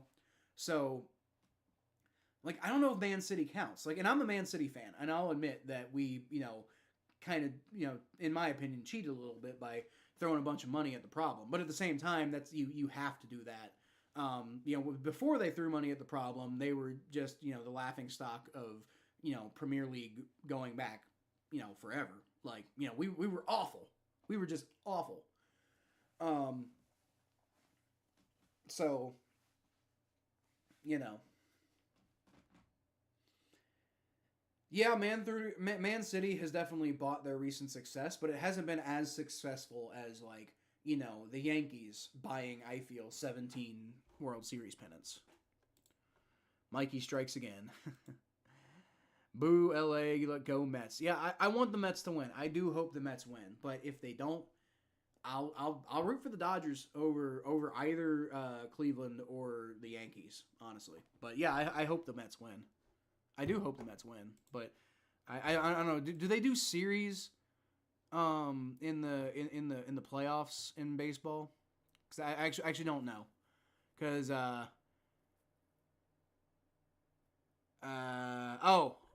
no, that game's, yeah, I think that game's over actually. So the Dodgers won 9-0. It's crazy. But it does look like there's series. So hopefully the Mets can bounce back. You know, you get one bad game, fine. Go and just, you know, come back and win the series. You know, do that. That'd be nice, because I would really like to see I'd really like to see the Mets win over those other teams. Now, I want to see the Reds win, but who the fuck knows when that's ever gonna have any chance of happening. Okay, I'm just gonna speed through some of these. New York Yankees championships 27. Yeah, I think that's what I meant. 27. I hate it. LA won 9 runs, 0. Yep. Cardinals have second most with 11. I think I'm not supposed to like the Cardinals either, John. Again, I don't know. I don't really care about baseball, but Reds and Cardinals are like rivals, aren't they? So I think I'm supposed to say boo, but I don't know. So we got that Ravens fan earlier, right? Dropped in to watch my pain. Well, you got plenty of pain today, but hey, the Bengals won. Boo, LA has too many sports teams. They don't need to take back two NFL teams. Well, it's just because there's such a huge population area. That's the main reason why they have so many teams, is because they have the population to support it. Now, they don't always have the drive. Like they aren't as big as sports fans in New York as they are in LA as they are in New York, and that's why they haven't maintained those teams over time. But Cleveland has the longest World Series drought. Cool, I hope it continues. Fuck Cleveland. Spoiler below, missed field goal. Yep. That's why I hit it. Rams went back to Los Angeles and Raiders to Vegas. They still stink.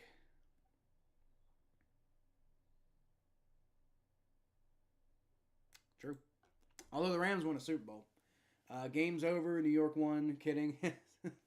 Dude, at that point, if the Giants after the Chase Brown touchdown, and honestly after the Yoshi first down catch, it was basically over at that point. Bengals could have won 10-7. They ended up winning 17-7, which looks a little less bad because 17 points is like, it's a low score, but it's, I think, an acceptable score. You know, like, you can win if your defense plays well, which they overall did today. You can win games scoring 17 points. It's just, it's not, you don't want 17 points, but 17 points is like, you can get away with that once or twice in a season, so it's whatever. It would have been really funny if we'd only won 10-7, though. The good guys win again, even if they can, if only they can do so in the jungle. That would be nice, Jay. Where do they play next week? Is it in Cleveland?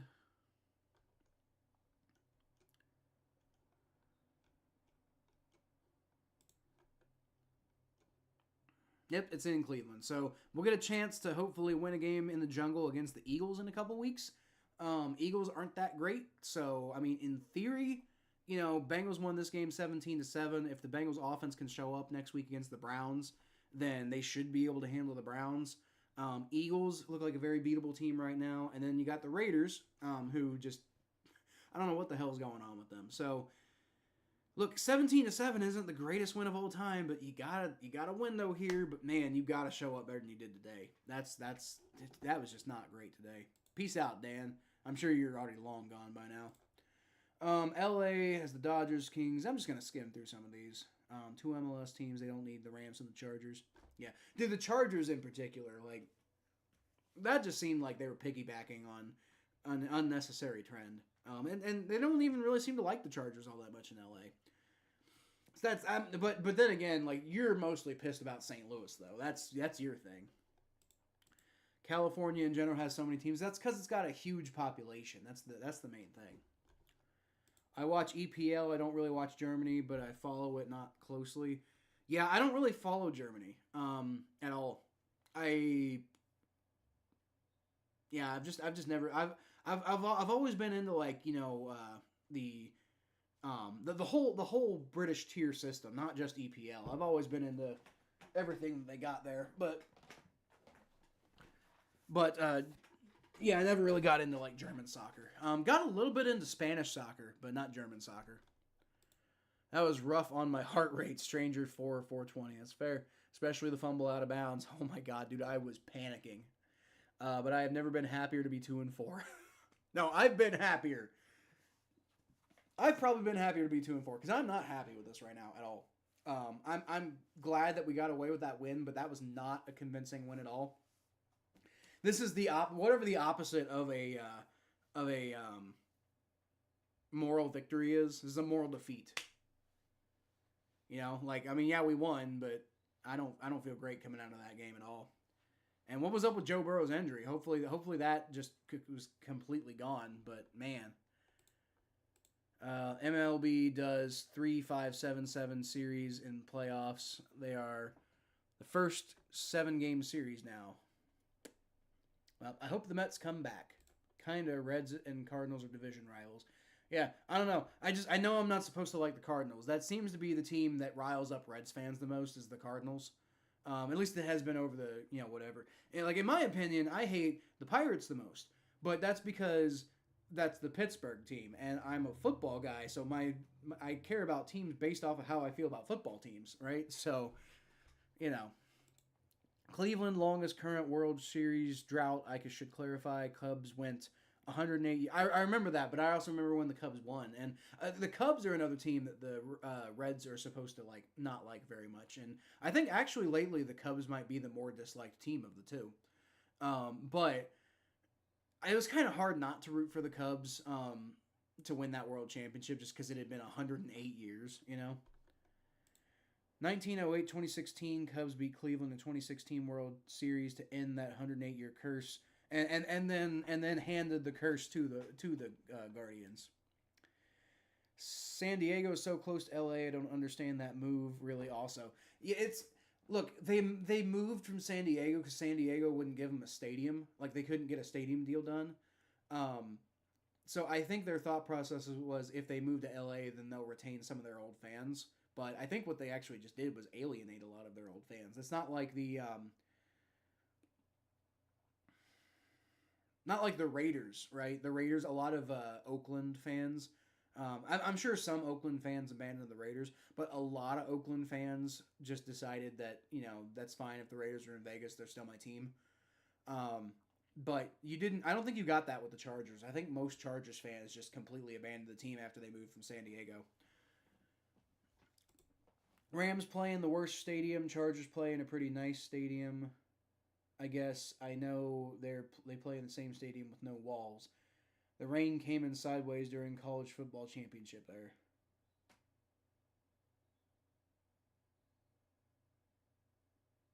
Then why did the Chargers? I'm confused. All right, whatever. Look, dude. All right, so Bengals gonna win. I'm happy. Okay, I'm not thrilled. We got a lot of stuff to talk about this week because that was not an acceptable performance at all. But they got the job done, and I said multiple times going into this week, I said, the Giants have got to be the worst team in the NFL right now as far as their roster goes. Maybe I underestimated how good their defensive, their pass rush would be without Kayvon Thibodeau. But because of all the injuries and everything, I figured the Giants are the worst possible team in the NFL right now, and the Bengals should have a gimme this week. And boy, did they try to prove me wrong. But I think I ended up right. The Giants are so bad that even the Bengals playing like that will beat them. So, whatever. Can't do that against the Browns next week because like we have seen way too many times the Browns just find a way against the Bengals. Not against anybody else, but they do against the Bengals.